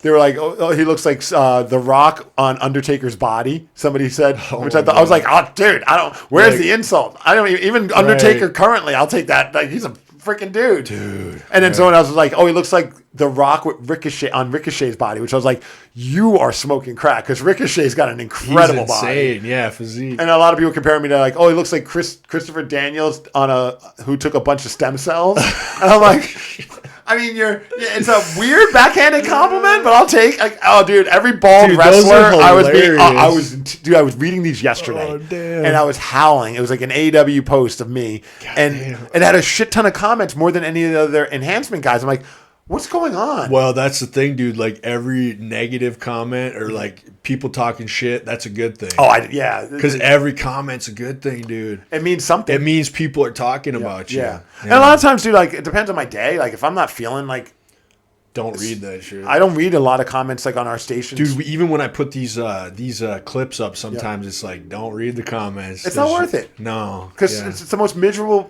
No, 75% of them could be awesome and positive. It's those few negative ones. You're like, fuck. Yeah. Am I just a failure? Do I suck? Should I not do this? Like, but you just ignored everyone that enjoys what you do. Yeah, exactly. It's silly. We're all narcissists. It's like when you put up. It's like when you put up. It's like when you put out music, dude. Like. Yeah. You get 75% positive feedback. It's that one negative thing. Yep. You're like, fuck. Well, that was the one nice thing with the wrestling that kind of prepared me for wrestling was music. Because I've been playing music my whole life. But then all of a sudden I'm the guy on the radio who has a band. Mm-hmm. And then people are like, oh, his band's only getting all of this opportunities because he's on the radio. Which for the longest time I would never even promote my band. I would promote all my friends' bands for that reason. And it was still I was catching crap. So finally I'm like, if I'm going to catch crap, I'm gonna promote my fucking band. Like, yeah, you might as well. You know what I mean? Like, if you want to say the reason why we got anything is because of that, go fucking ahead. You know what? It's funny though, because then that takes away like all the work you put into become the radio personality. It's like it all kind of ties together. So it's weird, it's kind of all just jealousy in a sense. It is, and it's a weird vibe. Like the wrestling ones. It's such a weird vibe when people are like, you only get this because of that. And it's like, I mean, yeah, but. I'm sorry, like it's not my fault that what I do for a living helps sell tickets. So why wouldn't a promoter want me on their show? Yeah, and it's kind of like it's not my fault that I put in all this work to become a valuable person. Yeah. You know, because I put in this work to get this job and I did good at it, which made my value go up. So it's like, sorry. Dude, I mean, it's like it's a whole other podcast. I mean, when I moved out here, living in my car, like trying to just make it in radio, like before I was able to afford the luxurious $100 a month place in Wallingford, like, I struggled just like anyone else. Maybe it wasn't to struggle to get it in wrestling, but it struggled in some form of art. And I was able to apply what I do for a living to help build up this character. Dude, I find those success stories like to be the most valuable are the ones where people had nothing and then struggle, because it's like, I feel like they end up appreciating things so much hell more. Yeah, dude. Because you had nothing. My only problem with that is that because I had nothing, I have no fear of, again, going back to having nothing. Yeah. Because I'm like, a little risky. Because then I'm not like, I'm not saving, and that's a whole other thing. Like, and now I'm having a kid and a wife, I'm like, I need to figure this shit out. I need to stop being so risky, dude. Because living check to check, Totally fine when you're in your 20s and you don't have anyone to be responsible for. But when you're in your 40s, it's like, oh, maybe I should make sure money's being saved. I'm right there with you right now because I've lived that kind of life my whole life. And now I'm like, oh, shit, like 40's coming up soon. Right. And I'm like, oh, I need to change the way I think about things. But maybe it's the same. It's like, well, fuck, I'll figure it out. I figured it out when I had nothing. It's because you figured it out. Yeah. So you're always like, oh, I'll figure it out. Yeah, I'll figure it out. All right, I'll make the adjustments. Shit. I do that all the time. I'm like, I could be going through the worst shit ever and I barely sell it. Yeah. You know, I'm like, I'll figure it out. Yeah, you know, somehow you do. It'll work its way out. It will be fine. And then something does happen where it's like it did work its way out. So it's like eventually the universe usually gives you something right at the last minute. But one of these days, the universe is just gonna fuck you over. I'm worried about. I'm scared about that moment. It's like maybe I do need to start being a little more conservative, a little more careful. You know, dude, we gave you AEW, we gave you all these cool opportunities with your band. You got to play with Stone Temple Pilots. You have a great family. Yeah. You're being able to pay your bills, doing what you love. It's time to fuck you over. So let's hear about the Stone Temple Pilots thing. Another crazy dude. That all started with an interview. Okay. On my podcast of all things, like my buddy Glenn and I did a podcast. Glenn used to be one of my bandmates in this band called Bruiser Brody, which wrestling fans appreciate. Wrestling name. And he's also got a great band called Glenn Cannon and the Damage Done that's killing it these days. Great band, highly recommend. That's kind of dope. Is that a Neil Young reference? I don't. Like the needle and the damage done. You know, probably. Okay, that's sick. Yeah. Dude, they're a great band. So good. Okay, very cool. So we're interviewing. Who were we interviewing? Dean DeLeo, the guitarist. Yeah. Or was it Robert, the bassist? I can't remember. But Eric Kretz was also one of the ones they were interviewing. It might have been like three of them. And during the interview, we're showing them a lot of love because freaking love Stone Temple Pilots. Right. I do too. And so I mentioned, I was like, hey man, both of us, we play in a band together, and one of our songs. We joke about it, but like it feels like a straight rip off of a Stone Temple Pilot song. Like it's just it's not like we're ripping off your music. It's just the vibe. Yeah, just the and they thought that was the coolest thing. Like, no way. And they're like, so what do you play? And I'm like, Glenn plays guitar and I play drums. We never even jokingly threw this out there. They just out of the blue go, you know what? Tell you what. Next time we come to Seattle, how about you guys be our guest and come up on stage and do one song with us? Dude. And I'm like, whatever. Yeah. So I was like, fuck yeah, of course we'd love to do that. But they're just probably like, okay, cool local radio dudes. Yeah, let's get them on stage with us. The people in the area probably know them. But so then we finish the interview, and then the manager contacts our... And I thought nothing of it. I thought, that's just a cool thing. They're going to say it might not even happen. But the manager's like, yeah, what happened during this interview? They mentioned to us that, like, hey, when we go to Seattle, we want to make sure we take care of these guys. He's like, they never do this. Ooh. Which was like, what? So they just had a good experience. They had a good vibe. Yeah. So now, fast forward a few months later, we announced them as one of the bands playing Pain in the Grass. And of course, now all the listeners that heard that segment are like, you guys, it's happening. It's happening. I'm like, it's not happening. It's not going to happen. Like, we're not. And we had to do an interview with them. And they're like, are you going to ask? And I'm like, not even going to ask. No. I was like, it was a moment in time. It was fun. Yeah. If it comes up in a way that makes sense to bring it up, sure. But I'm not going to be like, first thing, be like, hey, dude. You never want to be asking for things greedy. No. You know what I'm saying? Like, it was the same with the Tony Khan AEW thing. Like, I was like, I don't want to. Yeah. I'm not going to pull that card, even though it was handed to me. I'm not. Even when people are like, "Well, why aren't you going to wrestle in Seattle?" Like, you should just find Tony and tell him. I'm like, no. Like, if I get an opportunity to wrestle, I want to get that opportunity because I earned it, not because I'm crying to Tony Khan. Right. So it comes off bad when you do things weird, that way. yeah. And some people don't think like that, but I do, and maybe that it's an honorable thing, but also maybe it's hurt me in my career. Maybe it's a detriment. I don't know. Maybe I could be better about being like a salesperson for myself. Maybe. So we pull them up, do the interview. Now we're having them on the actual morning show, not just the podcast. Yep. First thing, dude, I'm not even kidding you. We pull, hey, what's up, guys? Like, which one of you guys are the ones playing with us when we come to Seattle? And like, oh, so that's a thing? Like, yeah, it's a thing. I've been talking to my wife about this. We're excited. Yeah. I'm like, for real? And like, yeah. So what song do you want to do? I'm like, any song? And like, yeah, whatever song. One of ours, but whatever. What song do you want to do? And I'm like, well, fuck it. I'm gonna pick the song that made me fall in love with the band, which was Sex Type Thing. Yeah. Also in the back of my head, I'm like, this is not a hard drum song. Right. So I can pull it off. I know that with nerves. I should still be able to power through this. There's nothing super complicated. Because you don't want to fuck it up if you're playing Temple Pilots. And I'm not like I'm a passable drummer. Yeah. Like, I mean, but I'm not freaking Danny Carey from Tool. You know what I mean? Dude, that guy's insane. Right. Like I'm your 4/4, keeping a simple beat. Yep. You know, grew up listening to Steven Adler from Guns N' Roses. Mm-hmm. that style of a drummer, like minimal. Dave Grohl, even though he's a phenomenal drummer, he just didn't show it in Nirvana. Like, he kept it simple. But I'm a simplistic drummer. I serve the song. It's like wrestling. I'm a simplistic wrestler that serves the match. Serves the product, yeah. So, I'm like, sex type thing? Like, fuck yeah, let's go. It's like, you got to be kidding me. So I tell Glenn, I'm like, dude, we're actually going to get to do this. He's like, no, holy shit. Dude. And our band is getting to open that show. So we're getting to play already. So I'm like, all right, at least we're there. So then, cool, dude. Day of the show, I'm like, everyone's like, are you excited? I'm like, I don't know if we're even going to get to do it. Like, we haven't seen these guys. Like, there's no guarantee. Like, they're not here yet. So they finally show up, and their manager tracks us both down and go, hey, the guys at Stone Temple Pilots want to see you guys to talk about. So you're still thinking like, no. Day of, I didn't think we were going to do it. I mean, I'm ready for it. Yeah. Our band started covering sex type thing in our set. Yeah. Solely because that way we would be good at it. We'd get the reps. Right. It's kind of like wrestling. You got to get the reps in. Yeah, you got to get the reps in. Yeah. So now they're like, hey, come to the back. And there they are eating lunch. And it's Dean and Robert. And like, hey, so you guys still in? I'm like, yeah. Like, do you know the song? I'm like, yeah. Like, do you want to practice with us in the back? Now, I'm watching these two guys are eating lunch. Yeah. And this is where, again, goes back to respecting the environment that you're in. Like, selfishly, I was like, yeah, I want to practice with you guys. Like, that would be fun to be in a room, playing on a practice pad, and just kind of going. But you could kind of tell the vibe. Or? But I was like, these guys are eating.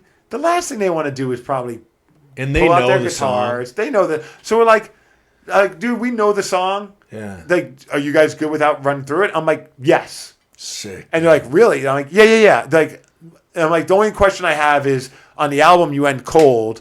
When you guys play it live, you do like this crazy ramp up. And you kind of like just go like at the end. And they're just like, oh, so you guys know this. Okay. They're like, how do you want to do it? I'm like, I don't care. It's how do you want us to do it? They're like, just do it however you want out there. We'll just react. Holy shit. So I'm like, fuck. Yeah. So I'm like, I'm going to end it the way the record, because in my head, I'm like thinking about the trolls. Mm-hmm. As stupid as that is, I'm like, if I go like do the crazy speed up thing, they're going to be like, what the fuck did you do to the song? Even though that's how they do it every show. Right. I was like, I want to end it as the record song goes. is. Okay. And then my buddy Glenn looks and goes, you have a lot of faith in us, and you've never even heard us play a lick of music. Mm-hmm. And they're like, yeah, but you wouldn't be so confident to not practice with us if you didn't know the song. Yeah. I was like, I respect that. I was like, cool. Like so we're good. We can keep eating. I'm like, yeah, dude, eat your lunch. Like, and they both look and go, thanks a lot.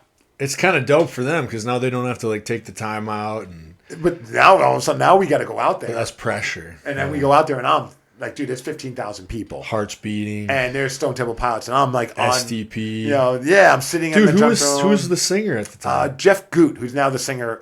The current one. Yeah. Okay, sick. He's great. He's awesome. Dude, I like that new album, yeah. Same. And he introduced us. He goes, all right, boys, don't fuck it up. I'm like, oh, boy. Here we go. And I start it up, and we're going, right? Now we're feeling it, and now I'm still like a bundle of nerves because I'm like, am I playing it too fast? Am I playing it too slow? Is this the right, I'm a drummer, man. Like, and I'm guilty of it many times in my band. I rush. Speed up. Yeah, dude, I'm like flying high in energy. So I'm like trying to tell myself, keep it in time. So I'm like going, and I'm going, and all of a sudden now Robert DeLeo comes over, and he's, it could go one of two ways. The bassist is looking at you. It's either that look of slow the fuck down, or he's in the groove. He's feeling it. So I'm like playing, and I'm like, oh, this is the moment of truth. He just looks at me, big ass grin, and just as he's playing goes, fuck yeah. Yeah. And I'm like, and I look at him, and I'm like, fuck yeah. So now we're going. Dude. Dean comes over, and he's just freaking rocking on the stage, on the drum riser with me. And I'm like, what the fuck is happening in my life? Yeah. This is one of my all-time favorite bands, and I'm playing my favorite song of theirs in front of 15,000 people who are singing along. Singer comes over, Jeff, and he's looking at me, and he's grooving to the drums. This whole thing is happening, and I'm like, it ends. I never want it to end. Right? This moment could go on forever. Giving him a hug, and they're like, you killed it. Awesome. I walk off the stage, see some dude that's standing there watching side stage. He goes, great job, man. I'm like, cool, thanks. I keep walking, and I stop for a second. I'm like, that was Gavin Rosdale from Bush. What the fuck? Dude. So I turn back around. I'm like, hey, dude. Holy shit, thanks. Nice to meet you. He's like, yeah, you killed it. And I'm like, thank you. And I just walked off. But I was like, this is insane. Oh, dude, that was like, honestly, up until I of course want to be the good husband, married, kid. Of course, those are different life experiences. That's a whole different thing, and different part of your life. That's not comparable. This is you, like the kid who grew up loving rock music, the kid who grew up loving wrestling. Like, these are the moments. This was the greatest moment of my life, was doing that Stone Temple Pilots thing until I got to wrestle at All Elite Wrestling. Yeah. Like no joke. Like, so 2 of these amazing moments in your life, and it's like, how? Do you ever wonder, like, I feel like you probably don't understand how it happened, but I feel like me looking at you from outside, I think it's like, it makes total sense. I appreciate that. Yeah. Well, it does, because I feel like it's because of how much passion and love you have for these things and just pure like love of these things without like you didn't put yourself in these positions because of like, you know, like it's coming out of a place of just pure love for these things that you enjoy. I think it's, you know, it's so contagious. It's like, and so like because you appreciate it and because you're a good person, these kind of moments are happening for you. I'd like to think that's the case. Like, I think it's I always put out, but it probably feels like, how the fuck did this happen to me? To this day. Yeah. Whenever like it pops up on like a Facebook memory, or I look at a picture, I'm like, this isn't real. What the fuck? Like, how did, like, the music one, even though that makes no sense to me, it made more sense because I've been playing music my whole life. The radio, it was our festival. Like, the stars were aligned. Radio thing kind of lines up with it a little. So the AEW one is like, that was just, what the fuck? I'm too old. Yeah. I haven't been doing this that long. There's better people out there. But for some reason, like, I think just the positive mindset and just that, like, that childhood wonderment that I will forever, I think, have. Like, I've had people tell me that. Like, I think that's why you're getting in these positions. Yeah, dude. It's because you're not letting go of that. I try not to let anything. Enjoyment of life. You know, people get older, they start getting bitter. Yep. And they forget about like just pure love of things. I never want to not appreciate what I get to do every day with radio. Yeah.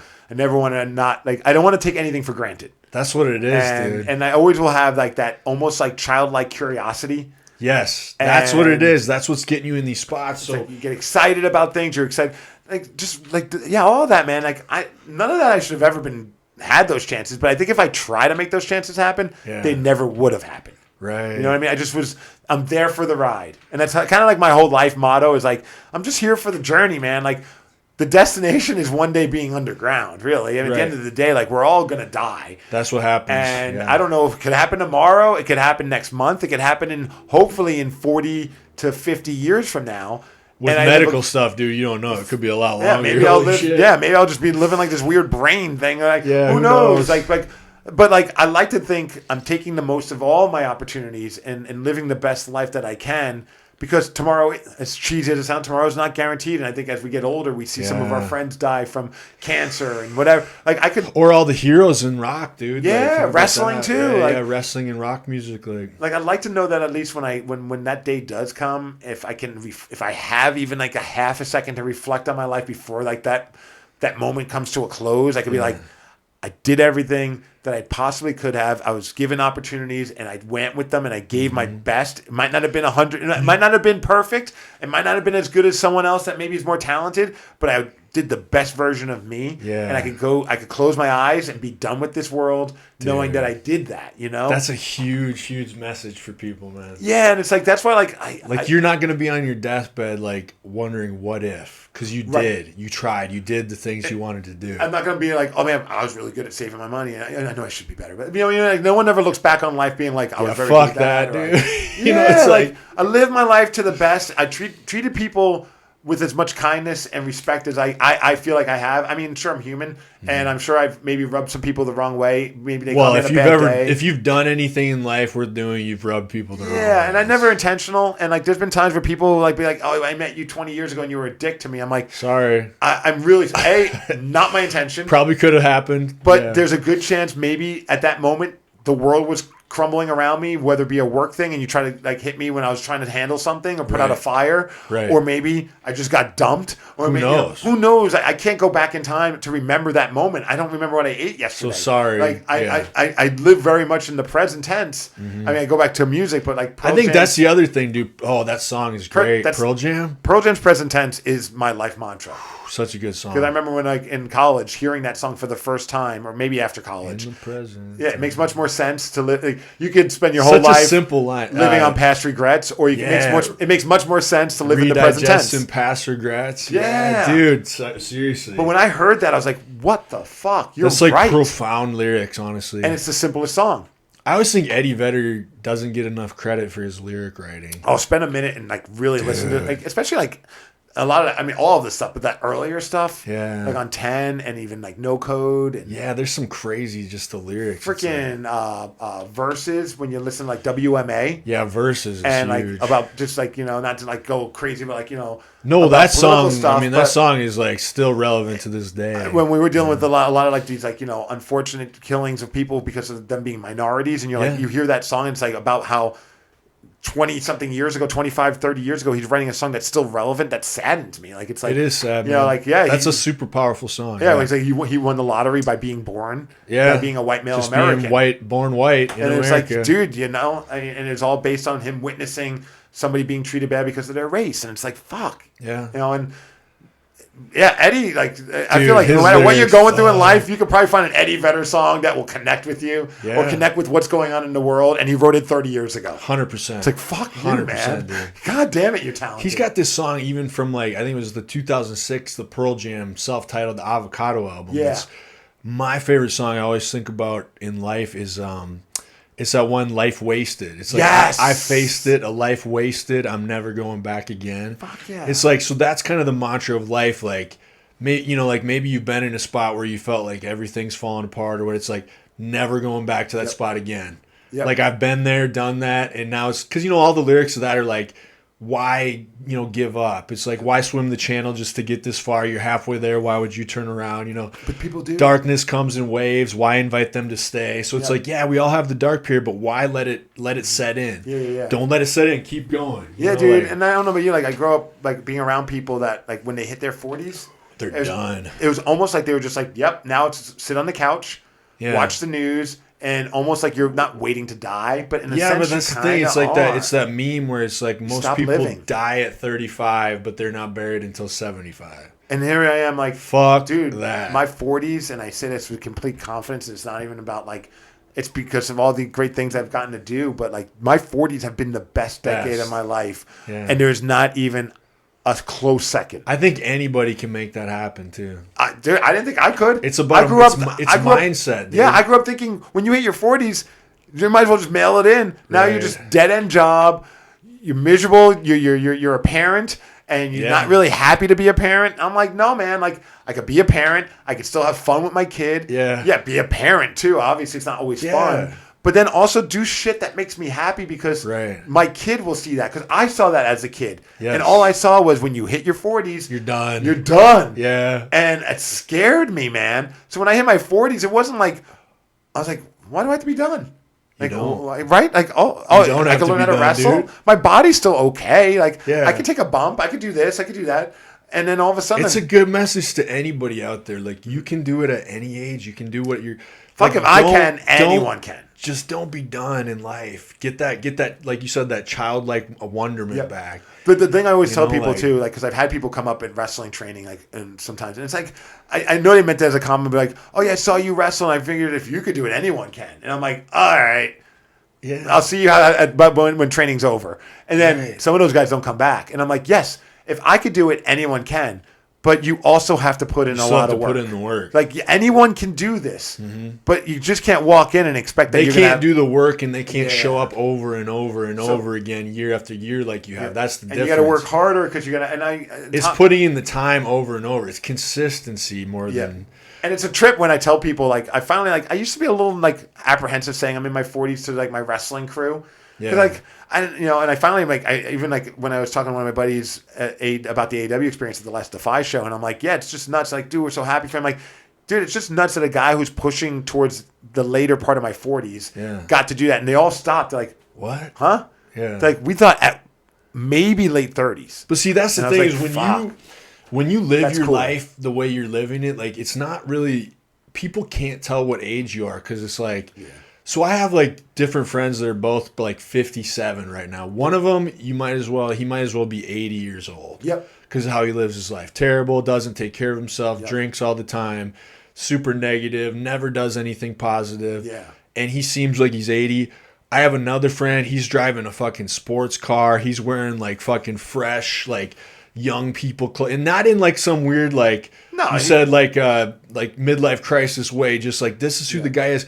He seems like he's in his young 40s or 30s. You know what the funny thing is? Dude. I bet more people look at him with judgment than they do. They do actually with the guy that's in terrible. He has a hard. He gets a hard time from his buddies and so like, why do you still lift? Why do you still act like this? And it's like, it's not like he's doing it. And it's like you see some guys do it, and it's like kind of a weird like sad way. Yeah, this is not that. He's like the hello fellow kids guy. Like there's some people where it's like, you know, they look like shit and they're still trying to like dress like they're young and they get goofy. Right. That's not what I'm talking about. This dude's killing it. You know what I'm saying? Like, I but it's his energy. You're around him and you feel like you're with like a 30-year-old dude. Yeah. The other guy, it's like, you might as well just like pack it in and be dead, dude. Yeah. Like, what the fuck? But what a weird world we're in where we look at that and it's like, okay, that's acceptable. I mean, of course, people will be like, hey, you should probably tone down the drinking. But when you look at a guy who's driving a sports car. No, our society actually likes the guy that's old and drinking and sad better. Yeah. That's more normal to them, sadly. No, it truly is. It's weird. I get to experience that now with like family and friends when they're like, when are you going to grow up? And I'm like, what do you mean? Like, well, the wrestling thing. And I'm like, motherfucker, I own my own home. Well, like, what they mean is get old and get bitter. Become them. They mean stop enjoying your life. Because it bothers them. That you're enjoying your life. Because they wish. And you're killing it. As dickish as it sounds. That's so real, but they wish that they were doing that, but for some reason they've decided that they can't. That's 100% what it is. It's just a mindset, and they want you in their mindset because they have put walls up for themselves. Otherwise, they got to look at themselves. That's the thing. So you make them uncomfortable. And it hurts, though, because it's like, dude, I'm just trying to live my best life. I'm not judging anybody for whatever they do with their life. And here I found something I love. If you get into a certain shape and you're around people that aren't in shape, you even make them feel uncomfortable. Yes. And you're not even telling them to work out. You're like, do whatever you want, and they still feel that way. Oh, I have people like, oh, Steve and his fitness. And I'm not like anything like, I'm not walking around like one of those uncomfortable because you're tops, but like. People get uncomfortable when you're working harder than them or enjoying yourself, and they're not. And I feel awful thinking like that because it's so true. But once you start realizing that, it helps you a little bit with like my anxiety. Because for the longest time, I'm like, well, maybe they're right. No, like, no, they're not right. Like when someone in my life is like, there's that truth of misery loves company, dude. Yeah. And they want you. So they're in a vibrational level that's here, and they want you down here. And if you're up here like fucking, I'm on AEW, I'm playing with Stone Temple Pilots, I'm loving my life, I'm enjoying this, I'm still having time for my family, I'm feeling good. You're up here like vibrating high. They're like, fuck that. They're like, come down here. This is growing up. Give up on your stuff. When are you going to grow up and come down here where it's comfortable? Yeah, and it's weird. Like, what is growing up? And like, it's they don't even mean growing up. It's a weird. It's stupid. It's like I hate that, dude. Oh, I hear it all the time. Like, it's one of like it's. My goal in life is to never give in to that. Same. You know what I'm saying? Like, I'm gonna go kicking and screaming. Yeah. Like, I mean, maybe I won't do wrestling forever, but I'm always gonna do things that are gonna keep me young. Yes. Whatever and it may be. that you love and you're passionate. Yeah, and like obviously, I'm gonna always make time for the people I love. But like, it hurts when you think about like when someone does like that you care about, family, friends, or like when are you gonna grow up? It's like, why are you so upset with me chasing a dream? Yeah. Like if I was like, hey, on the weekends I go play softball and I get drunk with my buddies, and that's what I do for fun. They'd probably be like, cool. Dude, you could probably be like a piece of shit. And like drinking, you know, fat, lazy, just like a suck on the earth, and they'd probably be like more comfortable with that. But the wrestling thing. Than you doing the stuff you're doing. There's certain people that's how they are, dude. Yeah, like if I said, you know what I've done for a hobby? I'm doing like some random like little like theater stuff with my buddies, like plays and things. Like, oh, cool. Like, oh, that's not. But if I say I'm doing wrestling, like, when are you gonna grow up? It's so weird, dude. It's like, well, why is that one thing better than the other? Like, well, a lot no of one gave me shit when I was playing music on the weekends or playing hockey on the weekends. Like family, like they were just like wrestling has a weird effect on people. But when I said it's a weird thing, man, and that infuriates me because people don't get it. I've had coworkers, family, people never blinked an eye if I was playing hockey on like a Thursday night and staying up until midnight. It's normal. Yeah. It's what we do. You're doing beer league. You're doing this. But when I pick up wrestling, and which impacts my life less. Like, in fact, it's made me better shape. Right. It's actually sharpened up my improvisational skills for work. Yeah, it helps with work. It's also helped with just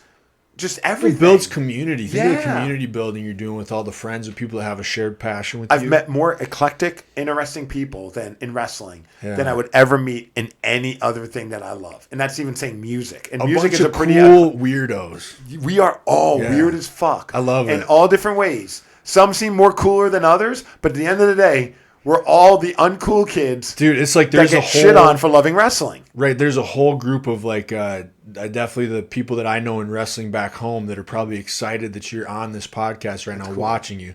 So like, and that's the group of those misfits back home. Yeah, dude, they all find this broken like, toys. yeah, they find this like brotherhood in that, you know, I or sisterhood too. You know, it's like I've met people I would have never met for no reason other than I just wouldn't be running in the same social circles or like life circles, like whatever. Like Yeah. I would have never met had it not been it for brings wrestling. a lot of really different people together And over really- one shared passion. And I will take that to the day I die over. It's pretty over cool, dude. Some boring ass person that has nothing to contribute. Yeah. I'd rather be around the most eclectic because I know Yeah. I look. They can say about me like check out this old guy that's still wrestling. Yeah. Like I'm the eclectic guy for that reason. But we're Right. all eclectic for different reasons.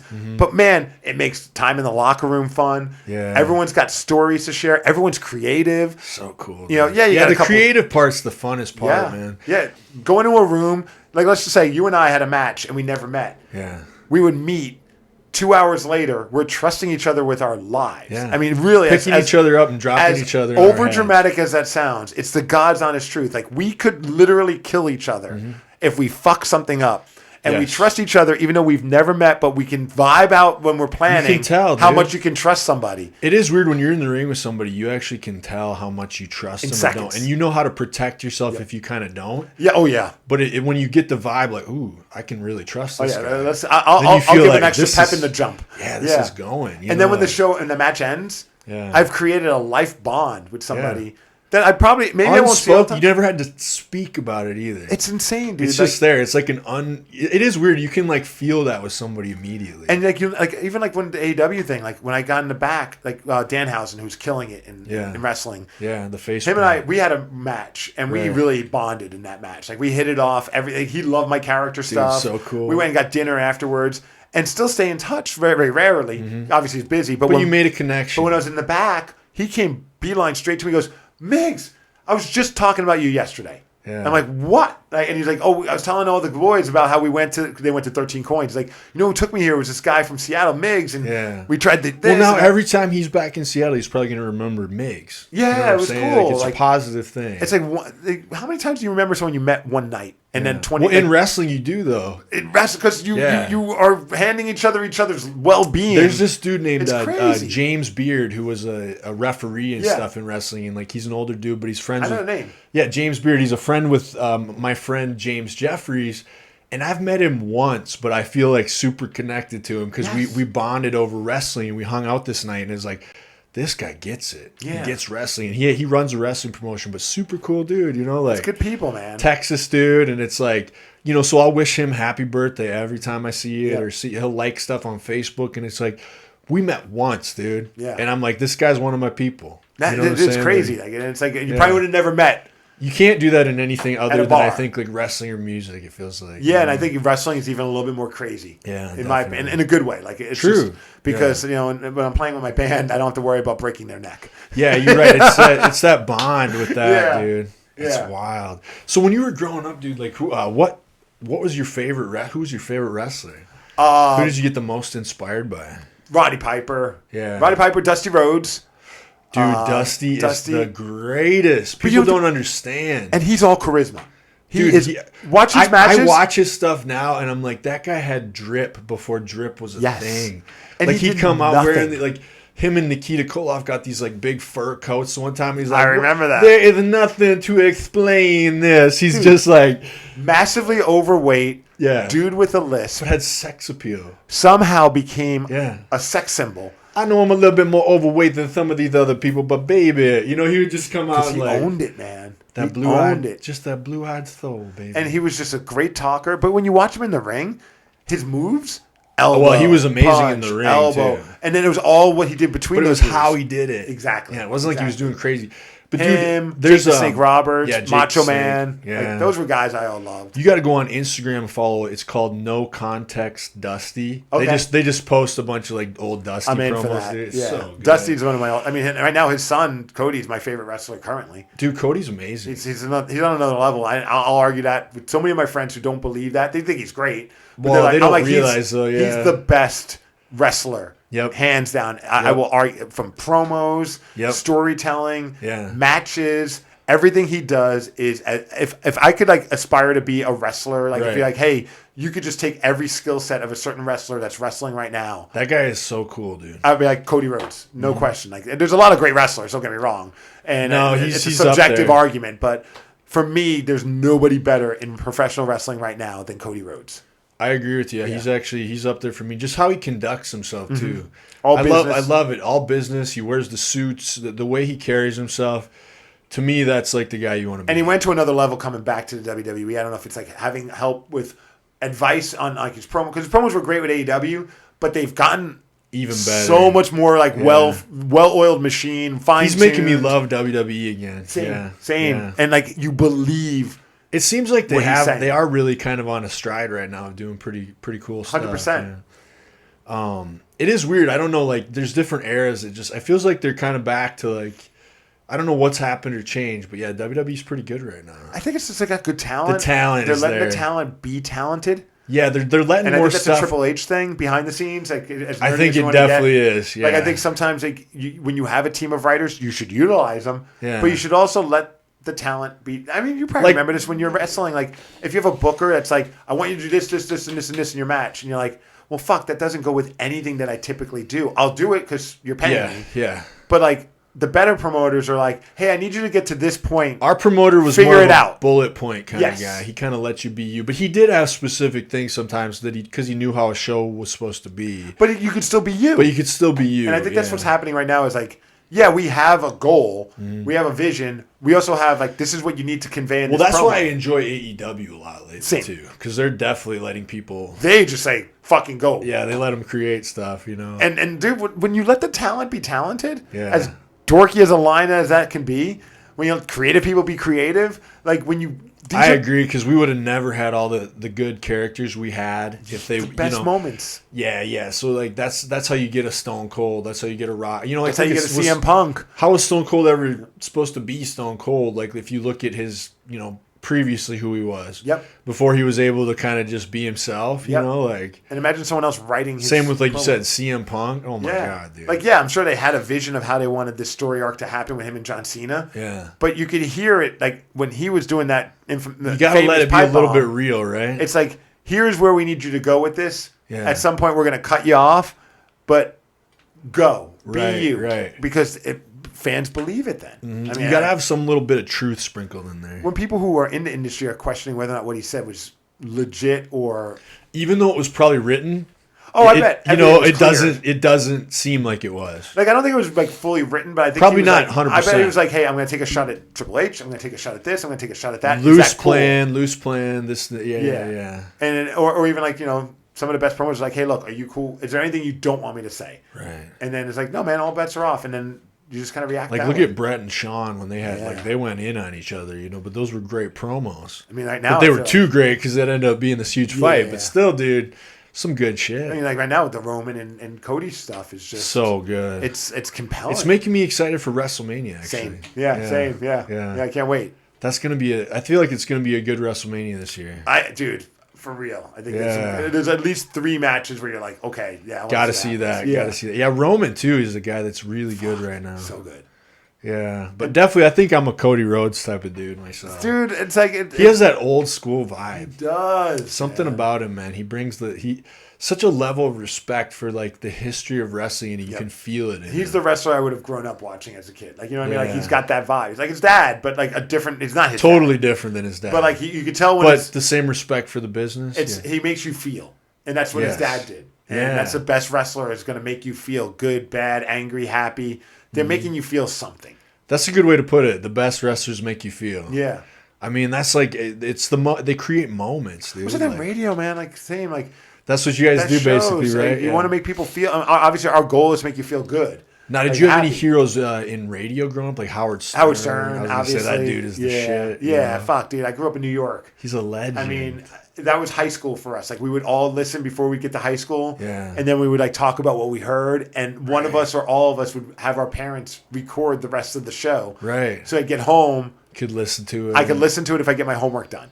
That's so funny. Like, you had to record it because it was only on the radio. Like, now you can just watch everything on or YouTube or podcasts. Podcasts. Like, no, back then, like, Mom, I have a 120-minute cassette, so can you record it? And I made sure I was able to get enough money saved so I could get one of those recorders that when it hits the end of the tape, it flips for you. No way. And starts recording the other side. So you still get all the show. So I'd get at least 2 hours. Dude, that's so And I'd be so mad I couldn't get all of it, though. But that's what we did. He was the shit then. So, like, what about, like, Opie and Anthony, those dudes? They were a little... They happened more after I was out of New York. Okay, so you were already kind of on your own path. Yeah. I knew of them. I thought what they did was But you didn't, cool. like, grow up on them or anything? No. I was a Howard guy. But I never got into, like, Radio Wars. Radio Wars, to me, are just like wrestling. It's not real. And if it is, then it's cheesy. Because, like, why are you trying to, like, in my eyes, like... Well, you guys have a cool vibe on the air, like, and it's cool because radio is kind of like a dying thing. It could be. But your station is still so successful. Very, yeah. Which is pretty crazy in 2023 to have a successful radio station. And I know so many people that still listen to it. You know what I'm saying? Like, and I mean, I think there's no secret sauce to it. It's just we're so personality driven. Yeah. And a lot of stations. It's kind of like you said, letting the talent be the talent. Yes. You guys get to be yourselves on there. I love that. We get to do a show so that the music is all. I mean, of course, music is important, but these days you can get music any fucking where. Oh yeah, on your phone, free. Whatever. Yeah, you pull up YouTube if you're willing to sit through a commercial, even if you don't have like the subscription. Yeah. You can listen to a full record. Any song. Yeah. That's why it's so funny when people get mad, like, why aren't you gonna play this fucking song? I'm like, dude, it's 2023. If you really want to hear that song, just go play it. Go fucking stream it. Like, leave me the fuck alone. Like, like, that's not what we're in the business for. I appreciate you listening and all that, but you're being an asshole. Right. I don't want to deal with this. Whereas, but it's like, really the in between the music that makes you guys so popular, and that's what I like to hear. Is like, it's a thing that's like kind of gone now too. Yeah, but you're still doing it. That's why it's so popular, man. And I think that's why from like 6 a.m. all the way until like 10 p.m. like we have strong personalities, and people like feel like they're hanging out with you. Yes, and that's the biggest compliment you'll ever get. It's like when people are like, I love going to work. I hate my commute, but I love that I'm stuck in traffic because I feel like I'm I'm sitting in the car with my homies. Yeah. And we're all cracking jokes. I just can't. They can't hear me. Yeah. And I'm like, dude, there's not. I'm sure there's so many people listening, and they're like, man, I wish I could respond. Yeah. So when people meet you, they're probably like, man, I always wish when you're saying that thing the other day. Or like, and it's so great for an introvert like me, which I know I talk my ass off when I have a microphone in front of me, and like when I'm there to perform wrestling music, I'm there to perform. Like that's when I become an extrovert. But you're actually introvert. In real life, man, I'm pretty chill. Yeah. And so like for me, the radio gig is the greatest icebreaker because I'll just be out and about, and somebody will come up to me and say hi at a bar. Yeah. I would never say hi. Right. And but they now come you have up, this thing you can talk about, and we instantly have the weirdness of small talk is gone because they're like, dude, I heard you guys talking about the Seahawks yesterday, man. Blah blah blah blah, and I'm like, oh fuck, okay, yeah, like I'm comfortable now.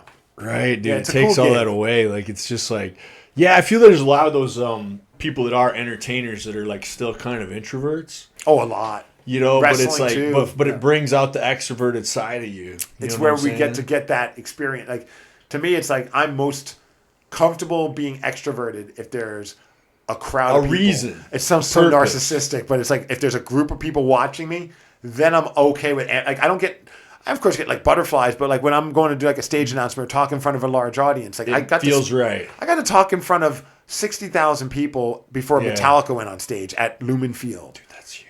That was awesome. Nuts. I love Metallica. And I was so nervous, but then I told myself, and I tell myself this with wrestling now, it's like when you're out there, you owe it to yourself to embrace the moment, to suck it in. You know what I mean? Like, just stop at least for 10 seconds. So it's being in the present again, right? Yeah.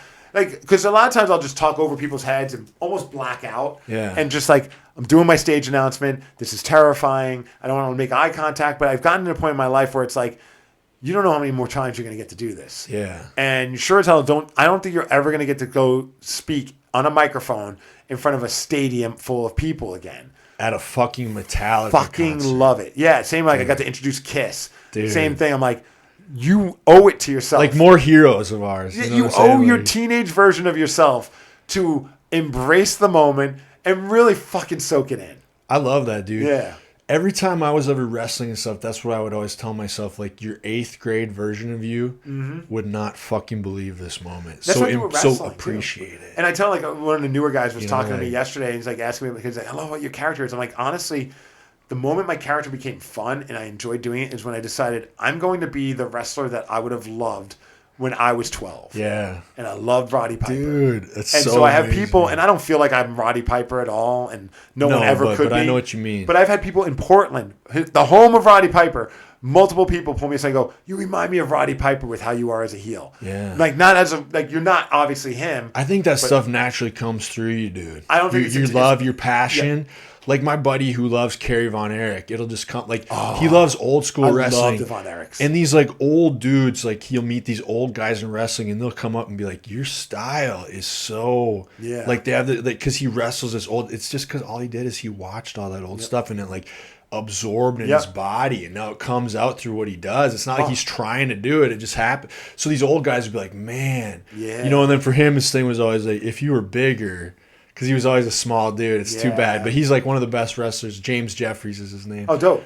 But yeah, I mean, he even looks like Kerry Von Erich. It's That's funny. so cool. Like, has the same hair. He was my favorite of the Named Von his Erichs. son Kerry. That's He had a son, named his son Kerry. The Texas Tornado. I mean, I was mad when they called him that because I'm like, God damn it, no, he's Kerry Von Erich. Right. That was such a change. That's like probably when he was wrestling with his fake foot and everything after that motorcycle accident. Yeah. And still doing better than most people. And he was my God, still under amazing. the influence. Such a weird thing. But anyway, dude, that's amazing. So like, I understand. I totally relate to that being more comfortable in front of a crowd. Mm-hmm. If I had to go to a crowded bar full of people amongst the crowd, I don't feel that comfortable. No. If I was in a band, like my band playing on stage in front of them, I feel fine. Yep. It's a weird thing. Same like I'll go to my wife will take me to one of our friends' parties, and I don't know anyone. Maybe you feel two all people. Weird. I feel like I'm a loss for words. Mm-hmm. But then if you put me in front of a crowd of wrestling fans or like in a ring on a microphone, I can engage. I'll engage with you all night long. Right. It's weird, man, but like that's just how my mind works. I'm always trying to be better at that. Like it's like I'm not like, well, this is how I am and just deal with it. Like I don't ever want to be that person. You always want to grow, right? How do I get beat? And that's a work in progress. I still haven't found that secret sauce, but like I'm still putting my best foot forward. Like I'm never gonna want to be like the person that's like, I don't want to go out because I'm socially awkward, and it's like, almost a way to help with being socially awkward. Yeah, right? You get less awkward each time. Sometimes it's just putting in the reps. It's putting in the everything's reps, about putting in the reps, man. Everything boils down. Some take more reps than others. Yeah, man. So what's some plans for the near future for you? Coming up this year, what do you got in the works, and then we can wrap this up here. I'm just going to keep doing some wrestling around town as far as the wrestling thing. I do SOS every month in Tacoma. You go to sosprowrestling.com. I was the champion there, which was cool. Not that sick, anymore, but now I'm on my quest to get it back, of course. And I've got a big no disqualification match. This is great. My character had, like with radio, my biggest fan was basically my weapon. He was a guy who would like come to all the shows. He was my biggest fan. And he was just obsessed with me, so he would be willing to do whatever it took to help me win matches. Right, that's a great gimmick. It's so different. Yeah. And so, but finally he got sick of because I never respected him because he's a fan. Why would I care? Now, so you turned on just a fan.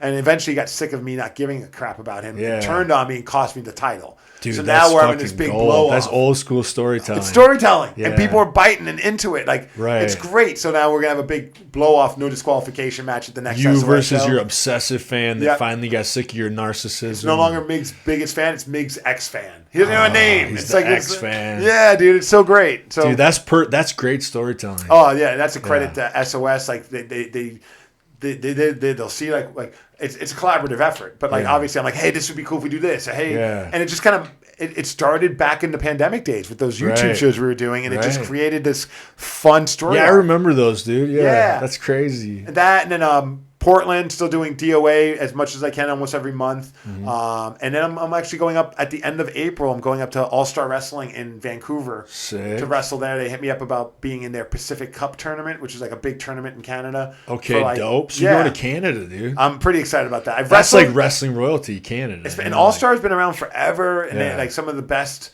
that have ever like. So you're not stopping. You still have all these amazing opportunities happening. Yeah, and I'm hoping some stuff with Defy. Maybe like I'll always be there ring announcing it. I won't be at the next one because I'm taking my daughter to go see Paw Patrol find that balance. Got to do that balance, dude. And it was great because I couldn't do. You were doing a great job, I think, with that. Trying. I see all your Instagram posts and everything. I think that's really healthy. Oh, I love my kid. So I mean, she didn't love me for the first couple of years. Like it was a weird, because being a parent's weird, man. The kids they don't know empathy, so she didn't give a fuck about me because mom was around all the time. Right. So it took. But now you're getting this like relationship. Okay. Now she's 3, and now like playing with daddy's fun, hanging out with daddy's fun.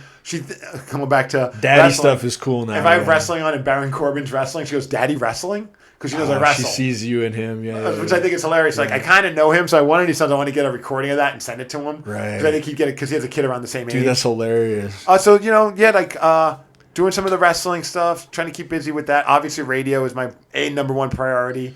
Right. That just goes without saying. I love doing that and just trying to keep entertaining people Monday through Friday. Hell yeah. Other than that, I think. Oh, it's great. One quick thing about the Paw Patrol. I was supposed to wrestle in Portland that night as well. Yeah. And I couldn't, so I cut a promo, and it's my favorite promo. I wish I could have done it in front of the crowd, but time was of the essence, and sometimes you just can't. You can't. We had to be done by 11. Yeah. And the matches were going long, so I was like, I'll do a pre-tape. But I was like, I'm not going to be at the next show because in addition to being a great wrestler, I'm also a great dad, and I'm taking my kid to see Paw Patrol. Yeah. And I'm like, I know so putting that reality in there again. Oh, dude. And I was like, I know it pisses you all off. Because when I come out of that curtain, every time your kids are all reaching their arm out trying to high five me, and I think you're just starting to come to that harsh realization that I'm the parent your kid wishes they had. Yeah, so almost like I'm so narcissistic that I'm even gonna be like morally superior in the fact that I'm a better parent than you are. Yeah, I wish I could have said it. I think I'll still get that out there at some point, but I think that's a great promo though. And it kind of like. Had it not been for Paw Patrol. Yeah. So I kind of want to lean more into that. I think I'm going to start calling myself your Not only am I better than you, I'm a better father than you. Yes. My kid's going to be elite. I want to be now referred to as your kid's favorite wrestler. Yeah. The father they wish they had. Yeah. Steve dude, Migs. There's nothing that's going to make people hate you more than that. Because nobody's like, don't talk about my kids. That's always like the thing. Right, dude. That's like you don't want to go there. No. But if you go there, they're going to hate you. Yeah, I kind of do. Yeah. Dude, I love it. Man, I just think that's so good. You got to just keep doing what you're doing, man. I appreciate it, man. No, this has been a lot of fun. I'm glad I wanted to do this when you hit me up because I was like, well, I know you're just so busy, so I totally understood, but I really do appreciate you taking your time because I know you're a busy dude. When you said we could do it right after the show, I'm like, oh fuck, I'll make that happen. Yeah. And plus today's leg day. I'm okay with skipping leg day. Oh no, dude, you gotta skip your leg day today. I skipped my leg day for you. I had leg day. Well, I have 2 leg days a week. My guys got me doing so. Well, dude, you're killing it in fitness too. Trying. Well, dude, I know you looked good on that AEW show, man. So keep doing. And I was so shocked when I saw that older photo of you. Like it really shows you like you never have to be stuck in this where you are. Yeah. You know, like you said. So I think it's good inspiration for people, man. I don't think anyone should ever throw in the towel. No, keep doing what you're doing. Be realistic, but push that realistic goal a little bit towards delusional. Never grow up. I mean? Yeah. Freaking be Peter Pan. Yeah, be Peter Pan, dude. I'm wearing tights too. Yeah. Just like him. We're all wrestling in tights. Dude, I love it. Yeah, just keep doing what you're doing. And thank you so much for being here. Nicky, my man, I appreciate you. All right, we're going to let everybody go. But Steve Migs, everybody.